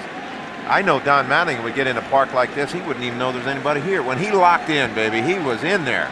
And your great pitchers, Nolan Ryan, think he cared about how many people were there? Harold Baines, if he had 2 hits, he wanted 3. Yes. If he had 3, he wanted 4. You know, too many guys in this game, myself included. If I had 2 hits, I was thinking, wow, it'd be nice to add a home run to that. You know, I'll still be 2 for 4 even if I ground out here, but not Harold. He'd be saying, I want another double in the gap. Ouch. Kelly fouls that ball off his foot. He has really had a rough night. He struck out twice, has grounded out to third. And he's hobbled on that play. And guys, you all know better than anybody. There's no padding for a play like this. Oh man, that hurts. It's off his shin. That one hit on the shin. I mean, they hurt enough. The ones that go down on your toes hurt. You know, they go down on the top of a shoelace, for an example. You feel like you broke your arch and it's going to fall out of the bottom. But the ones that hit on the shin, there's no meat there. Oh, baby. And you know you're doing something wrong when you're fouling off your shin. I mean, you think Lance Johnson's got shin splints. He may need one after the game, will Mr. Kelly. I feel sorry for Pat Kelly's dog after this game because he's going to go home and kick him. 2-2. Outside, 3 balls, 2 strikes. Now you're not advocating that kind of No, absolutely not. But I'll tell you what, sometimes you feel like hurting something. You know, you're going to take a bat and break a garbage can. You know, you need to go over there and sit down and just stay away from everything because you might hide the razor blades, you know? 3-2 pitch. Base hit to right field. That'll make him feel better, and the puppy barking with joy. Yeah. As Kelly reaches with 1 out here in the 8th inning. I made the trip in here with my 12-year-old daughter, and I can remember when I was playing, that was the only thing that could make me feel better after a bad day. Go home and see her smile, and it was like, all right, I can go back tomorrow with a smile on my face. Boy, this game can get to you, though. The stomach starts rolling. You can't take anything for granted. I guarantee Bobby Valentine right now is thinking, hey, wait a minute, I know this Yankee team can recover in a hurry. One swat here, and then here they come. Heart of the order due up. O'Neill took a shot at left, fouls it off the facade at the 3rd deck. But people don't understand that, have never lived this life. You know, they think it's glamorous. They don't realize what a grind it is. Once you get the season begun, you barely have any days off. Right. A lot of times on a day off, you have to travel, which is work. You're away from your family at least half the time. One time I sat down in the bullpen and figured out how much I had been away from my wife, like 9 years. 1 strike pitch, fouled away again, and well, that's the only reason why she can still stand having you around. Is the well, fact that 34 years we've been married, so yeah, I guess maybe that's a good it. one. Yeah, and then we had 2 of our sons play professional baseball. You know, they had lived a life like so many father and sons duos you see now in the major leagues type of thing, and then even 3-generation families like the Boones and the Bells. But we had 2 of our kids play. They loved the life, but they too, there were times that the wife was the only one there raising those children, and it is not an easy life. No balls, 2 strikes to Paul O'Neill. Missed high with a breaking ball. But obviously it could be very rewarding monetarily and from the standpoint of accomplishing something. The difference that I found coming up in the booth is that you don't have that exhilaration of winning. You don't have that awful feeling of losing either. Right. But unless you're down there in the middle of the fray, you just don't have the same feeling. Certainly tough to get it out of your blood, as we both know, or else we wouldn't be sitting here. O'Neill rips it into left field. There's a good piece of hitting by O'Neill. Well, this is what Jeff had talked about earlier with Paul O'Neill, that in his hitting zone, if you throw the ball away from O'Neill, he's not the best of hitters until he gets to 2 strikes. Then he's able to flip the ball out. We'll see where this pitch location is. Out away from him, head down, good extension, and great balance. You see him, he's not out in front of his front foot. Waits on this breaking ball to get back in the zone, and then just shoots it into left field there. Big adjustment that he's made over his career, being able to do that and not be such a dead red pull hitter all the time. Like the way Hundley takes charge here too, Skipper, and heads out, talks to his right-hander, tries to settle him down. Yep. He's in command of the game, but with Fielder, you make a mistake, and then it's here come the Yankees. Well, you're not kidding, and there are times that you'll get a sign from the dugout, you know, a little sign with your hands, go out and talk to him, but Todd doesn't have to be told that. Now, Todd right now is giving the outs, pointing out, here's what we got. You know, that's great camera work we got there on O'Neill. That is, the guys down below, boy, what a great job that was with the camera work. Here's Fielder. The crowd tells you the importance of this at-bat. What I love about this situation right here is Malecki comes into this game with a 2-5 record. We've seen him dominate tonight, and Bobby Valentine right now is letting him get in trouble. If this is a home run ball to Fielder, he's still winning the ball game. He's probably out of there, but he's given him the chance to get out of trouble, which only gives him more confidence for his next start. Hasn't completed a game yet this year. The 1-0 inside 2-0. Malecki has worked 8 innings twice. He lost his second start, beg your pardon, took a no decision in a game the Mets lost in his second start 3-2 at Los Angeles April 9th. And took a loss against the Marlins on June the 4th. He went 8 innings. The Mets lost that game 5-2. Fielder, bouncing ball left side. Oh, good play, Franco. Can't get the ball out of his glove. Gets 1 at second. And the Yankees have him first and third with 2 outs now. Well, that was a nice play by Franco, but you're right. He could not get the ball out of his glove, and you've got to make sure of one. So you're not going to try to rush it and throw the thing away and have a big inning. That's a nice play. That's not an easy play, that short hop. And all of a sudden, it almost looked like he couldn't get untangled. You know, he's almost going to shot put it over. But, Steve, you made a very good point. What a manager tries to do with a pitcher like this, he's not going to let him lose this game. He will never get that far. That's why McMichael's up in the bullpen. But you're right. He's building here. He's building to the future. This is his game right now, but how long? Hitter by hitter now. He'll go one hitter at a time with him. And again, this is a guy that came into this ball game 2-5. And you look at the guys he's facing, Fielder and now Tino Martinez. If he gets out of this, Apodaca walks over and says, look at the guys you face. Look how long you've gone into this ball game, and look at the job you just did. You can do it every time out. Yeah, Cecil Fielder's hit the ball out of the infield one time. Tino Martinez hasn't hit the ball out of the infield yet. Paul O'Neill struck out, grounded out, singled sharply to left his last time up. I mean, he's done a great job with the heart of this New York order. And what you were talking about earlier, Steve, about the coaching, that's teaching going on constantly. That's a building of a confidence. That's kind of a psychological stroking leaving him out here. It'd be easy just to say the minute there was some trouble, yank him out of there. But he's not doing that. Managers do a lot of things where they try to think about the feelings of the player. 2 balls, no strikes. Tino digs in, fouls it away down the left field line. And all that would do for the pitcher would make him be looking over his shoulder anytime he starts to get in trouble. He's looking not only to be taken out, but at the same time, he's never has to put himself in a situation where he can get himself out of the trouble when he has to. Bad feeling to be looking over your shoulder. Oh, man, you can't play this game like that. You can't manage it, you can't coach it, and you can't play that way. You got to play with confidence and aggressiveness. The 2-1. 3-1. The same thing goes for a manager. If he's sitting in that dugout afraid of the moves now, he's got to justify every move to an owner or to the... You can't do that. Joe Torre right there is going to manage from his gut. What feels good, what he thinks is right, he can't worry about what other people think. It's like you said, Jeff, in this business as a manager, you're going to get fired sooner or later. You might as well go down your own way. That's right. First and third, the 3-1 to Tino. Oh, what a rip he had. And he fouled it back. Again, Martinez 0 for his last 12 for the Yankees. Hitting .209 since May 9th. Now, this was a hitter's pitch here, 3-1, and he's trying to rip. The ball's just a little too high, and he misses it. Now, what you see with Tino, he'll change his stroke now. Normally, anyway, he might try to yank one tonight with all this emotion out here, but he'll take the ball away right now to left field with 2 strikes on him. Malicki, the old fake to third, fake to first. I'll tell you what, a lot of people say, well, that play doesn't do anything. We've seen, as good as there is that ever done this in this game, Jack McDowell uses that play. And now to add to that, he pulled one on me one day. He picked the guy off the third, and I almost had a heart attack in the dugout when he threw it to third. He and Robin Ventura had gotten together before the game. Instead of faking the third, throwing to first, went right to third and picked the guy off. And I'm, oh.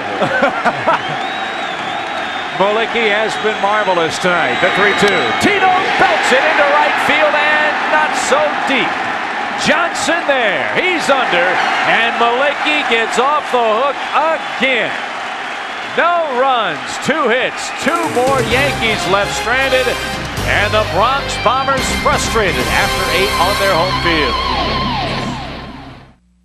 You've done the math and figured out that you can consolidate bills and still afford to make some home improvements. But the lenders tell you that you don't have enough equity. Hi, I'm Dan Marino. If this has happened to you, call First Plus Financial at 1-800-510-PLUS.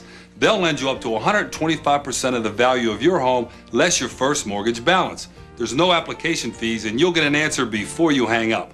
Don't listen to those other lenders. Call First Plus at 1-800-510-PLUS.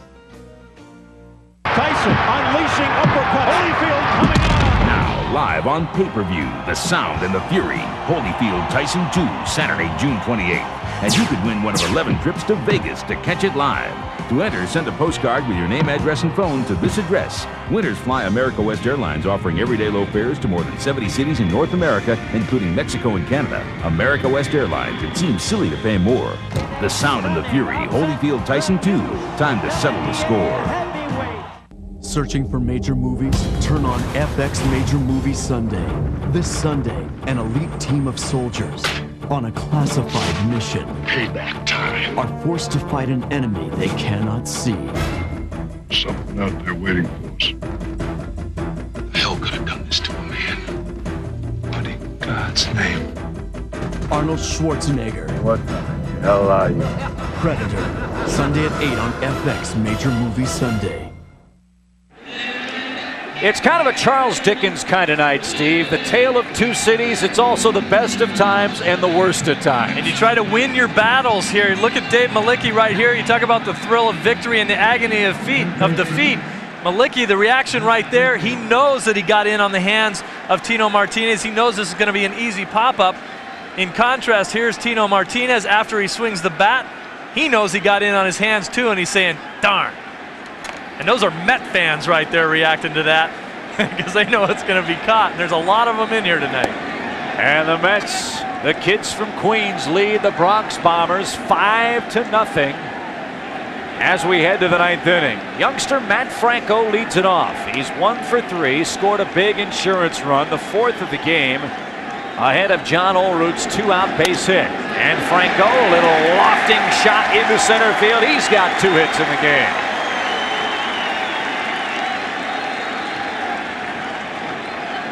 You know, not even thinking about what Franco just did offensively. That's second hit against the left-hander, his being a left-hander.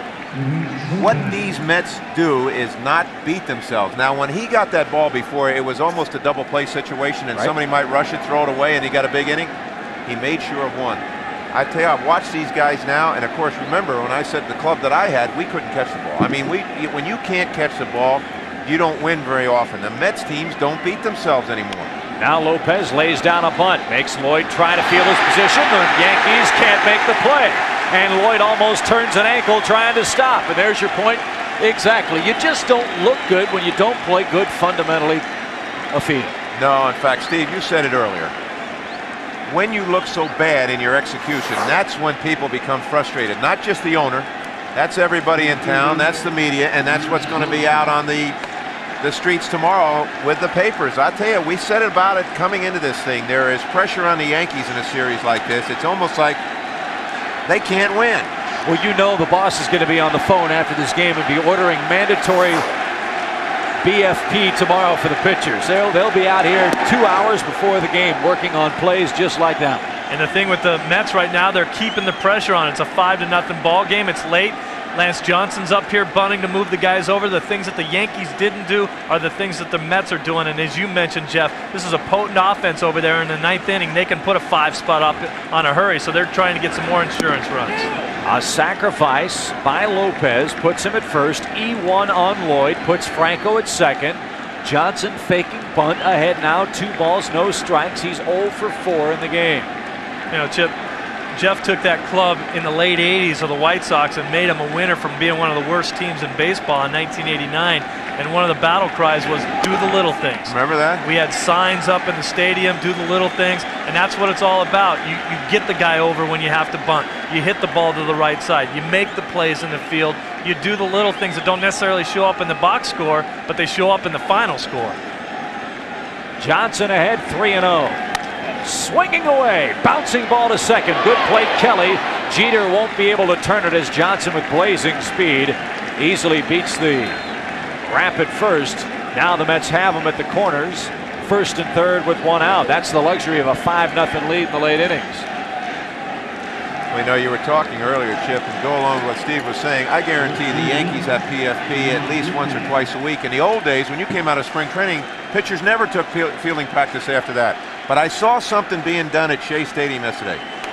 While the regulars were taking batting practice, there were guys bunting in the bullpen, and I've never seen that before. I saw the Yankees do something during the World Series. After this pitch, we'll talk about it. In the World Series last year, before game 4 or 5 in Atlanta, the catchers were being thrown balls in the dirt in the bullpen. I thought, oh my God, suppose somebody catches one in the finger. Well, they were using a softer ball, but I have never seen that before. They were still instructing at that point. Outside to Gilkey.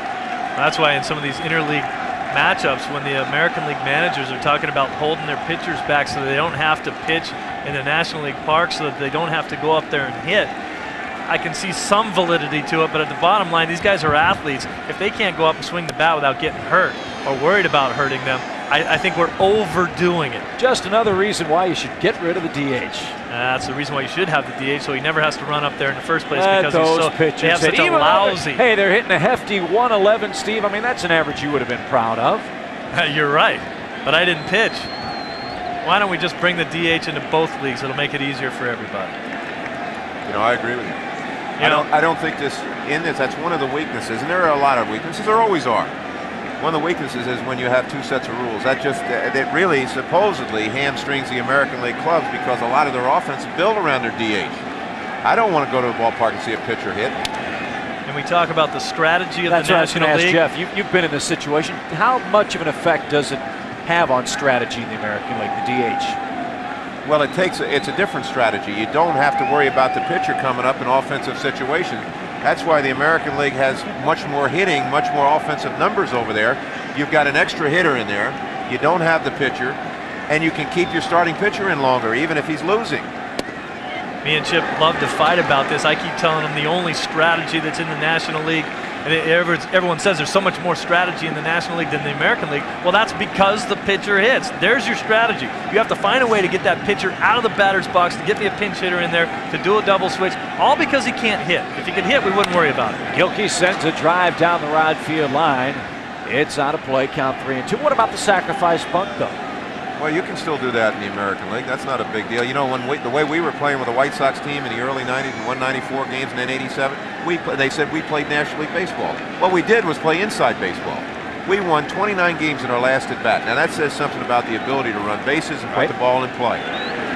3-2 pitch again, found back. But the reputation, as you know, of the American League is we're just going to sit back and let Griffey, we're going to let Thomas, we're going to let Bell, we're going to let Franco, we're going to let Matt Williams, we're going to let Cecil Fielder just sit back and jack home runs out of the ballpark. They do that in the National League, too. If you're talking those hitters you're talking about, they hit in the National League, too. Yep. And that's overplayed. I mean, that's as overplayed as me saying that the pitchers are so bad at hitting that it's never any fun. Occasionally, it's fun. Well, I was doing a game on Saturday with these Mets against the Red Sox, and Mark Clark hit a home run. That's my point exactly. And hit the foul pole. But the fact is that that everybody remembers that. You know, we're talking about 300 pitchers in this game. Everyone gives me the John Smoltz. He's hitting 400. Well, that's one guy out of 300. Gilkey, what a battle with Lloyd here. Graham can't finish him off. Great catch now in the upper deck. Watch Lance Johnson running. He's still running very gingerly on these legs. Now, he was running both those times when those balls are fouled back. One of the toughest things to do when you got leg problems is to slow down after you get going. He's having a difficult time slowing down. It'll be interesting to see if he runs again here. He is. Again, the payoff. Gilkey sends a drive into left center field, but it's playable for Whitten. He's under. He's got it. 2 down. Tagging from third is Franco. He will score the 6th Mets run of the night. A sacrifice fly from Gilkey, his 29th RBI of the year.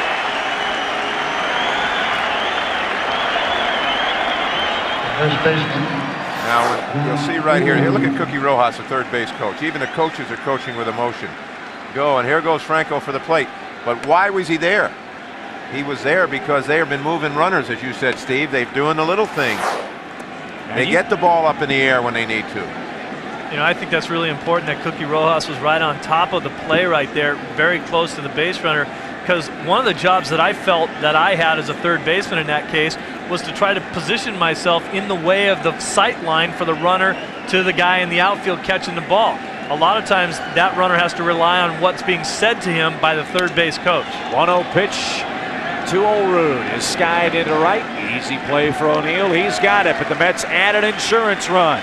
An unearned run here in the 9th inning off Graham Lloyd. We head to the bottom half. The Mets 3 outs away from the first win here in the Big Apple Series.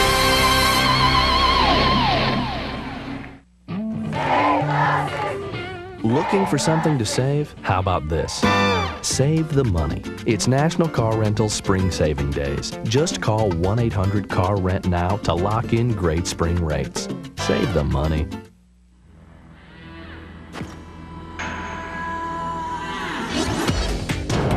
Go for the gold. The new Rebel G. Get the ultimate rush.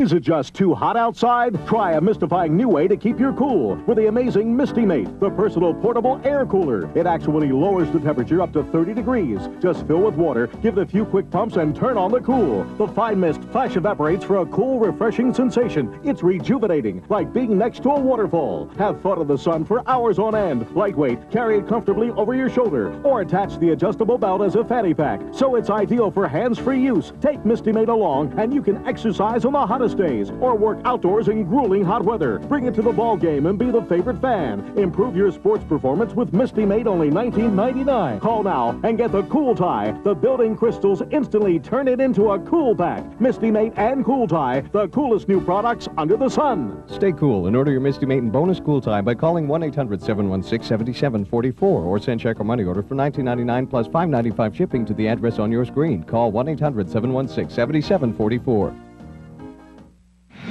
Well, 3 outs stand between Dave Malicki and immortality. Mets enjoying a 6-0 lead. Malicki will be the intriguing answer to a trivia question. We had one just like that earlier in the ball game. The last 2 men to pitch in a game between 2 New York teams. Tonight, Andy Pettitte, the big-name pitcher for the Yankees, started. He got hammered. Now it's Malicki seeking his first career complete game with a 6-0 lead here in the 9th. You know, that's what makes this game so great. On paper, it looks like it could go one way. You've got as good a pitcher as there is in the American League, and Andy Pettitte going tonight. Malicki 2-5, and yet who's still standing at the end? This happened last night. Bobby Jones going for his 12th win. Vaughn Eshelman for the Red Sox is the star of the game. That's why it's so great. This game is played on the field. It's not played in the papers or on stat sheets. As Joaquin Andujar said so eloquently, you can sum this game up in 2 words. You never know. Yeah, and that's why they play 162 of them. Charlie Hayes tonight is 0 for 2. Hayes had good luck against Malicki over the course of his career, but not tonight. The Yankees have been stymied on 6 hits. They've left 8 men in scoring position tonight, 8 men on base, 5 of them in scoring position, and they're 0 for 10 in scoring position situations. And Hayes opens up the 9th inning. He's going to try for 2. Here's the Gilkey throw in time. This time they got it.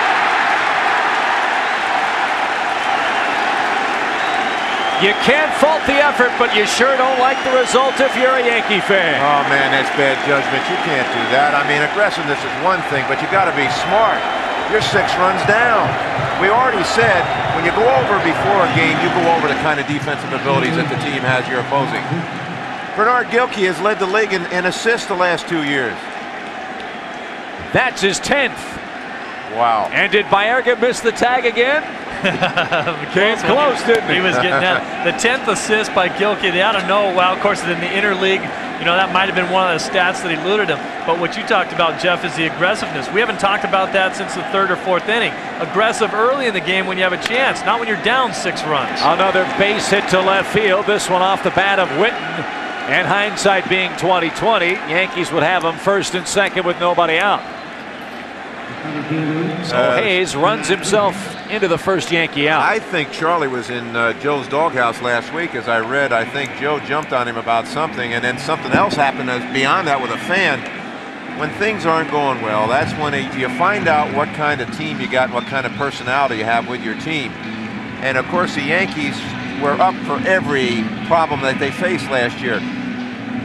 After this series they just had down in Florida, they're a disturbed team right now. And coming into this thing, there's pressure on them. Pat Riley, the great NBA coach, has a great theory. He says you squeeze an orange, what do you get? You get orange juice. You apply pressure to a player in any sport at any time of the year, you find out what kind of player you have. And right now the Yankees aren't handling the pressure as well as I think the Yankees would have liked, certainly. And certainly last year Joe Torre's team, a Cinderella story. Well, Jeff, also, I've been a little surprised at some of the comments that I have seen in the paper from Joe Torre. I know that when I played for you, if we had a situation that came up similar to what happened with David Wells getting kicked out of that game, it seems to me your comments may have been, if I was David Wells, your public comments would have been, hey, that was a tough situation for us. It was an emotional moment.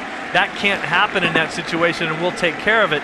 And then behind closed doors, you would have walked up to me and said, hey, that will never happen again. You cannot do that to this ball club. But I've seen some of those kind of comments publicly in the papers here in New York. I'm a little surprised that Joe Torre would use some of the statements that he has publicly. 0-2 pitch, double play ball to third maybe. Out there, not in time at first. Well, I'll address that a little bit. I'll tell you what happens in New York.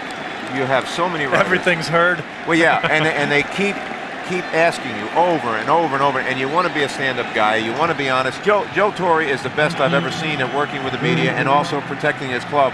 I think what happened, it was frustration set in. He was so angry he lost the starting pitcher in the second inning on a play like that. He said what he said because he was furious. But I agree with you. What you try to do is protect your team, and if you have a complaint, you close the door and you talk to the guy. But I think Joe has done some job here, but I think frustration's setting in a little bit. Joe Girardi, bouncing ball up the middle.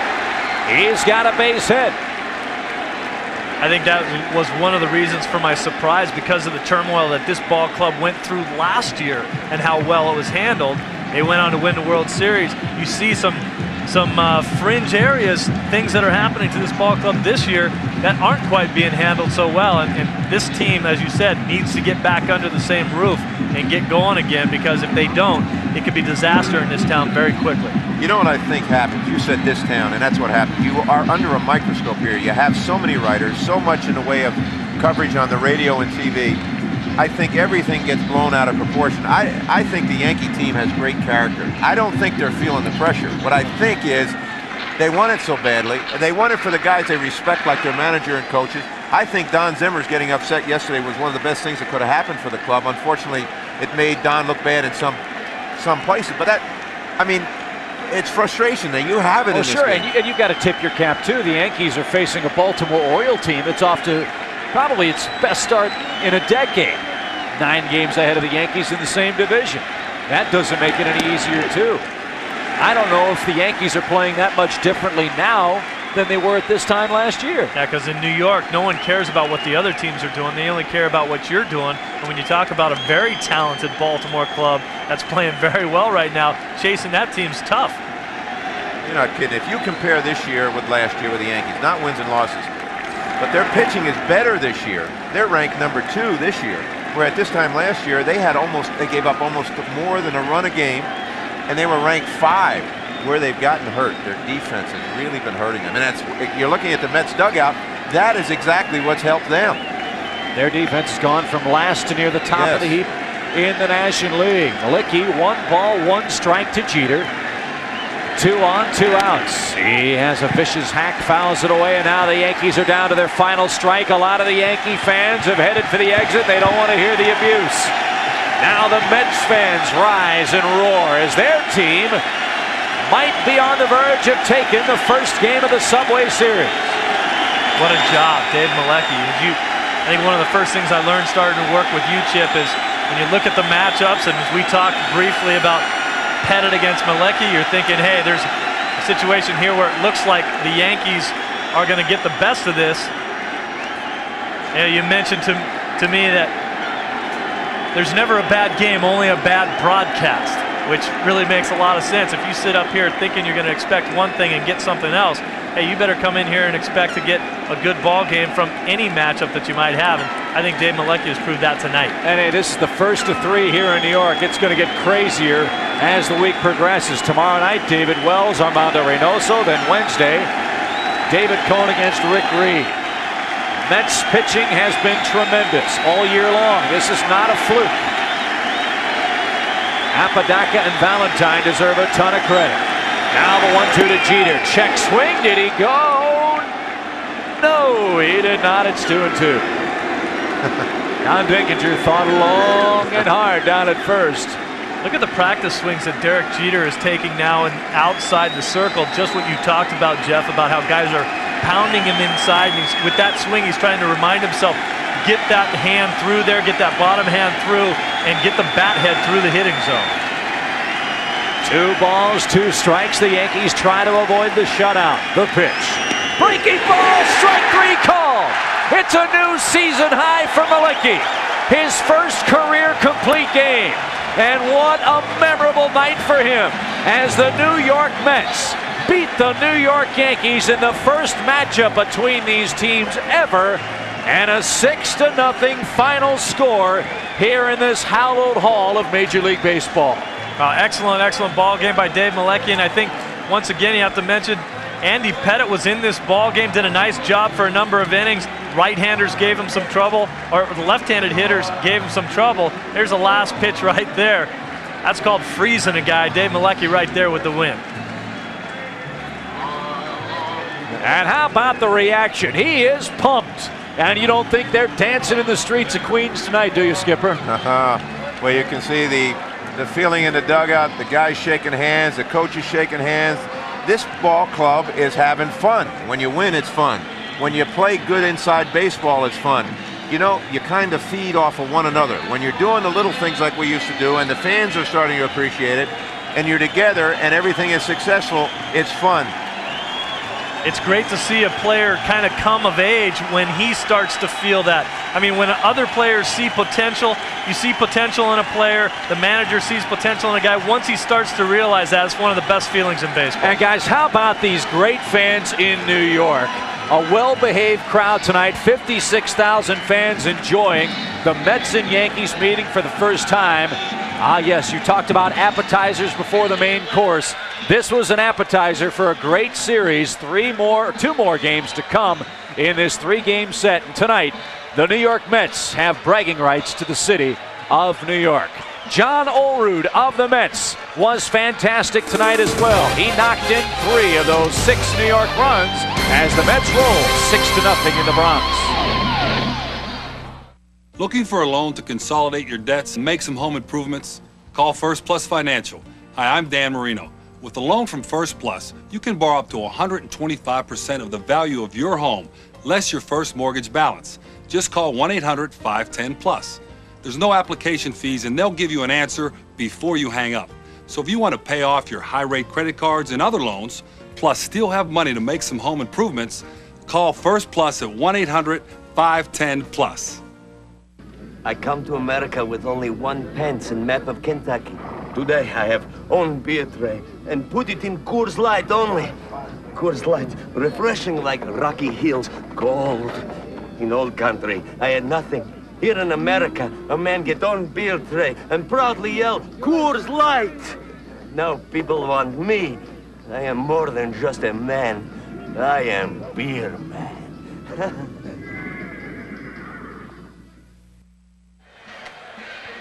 You don't think Mr. Malecki will forever remember his first Major League complete game, do you? He shuts out the New York Yankees 6-0.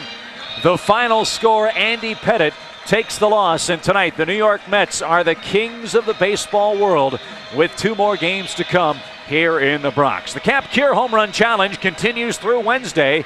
Cap Cure salutes all home run hitters as over $4.55 million has been raised to help find a cure for prostate cancer. Chip Carey, Steve Lyons, Jeff Torborg from Yankee Stadium in New York. Guys, what a great story here in the Big Apple tonight. Well, I have to agree. I've been in both these dugouts on both sides of town. This is an exciting thing to be a part of to start with. And pitching sets the tone. Right. And we talked about that right in the beginning. And to watch Malecki do what he did tonight, that is really fun to watch. And to watch the way this young Mets team came out here right from the beginning. And they played such exciting baseball. You said earlier, Bobby Valentine deserves a lot of credit. Yeah, the Mets played great fundamental baseball tonight, Steve. That was a big problem for the Yankees this evening. Yeah, and it was a big problem for the Mets last year, too. You can see how fundamentals can change around the face of your ball club.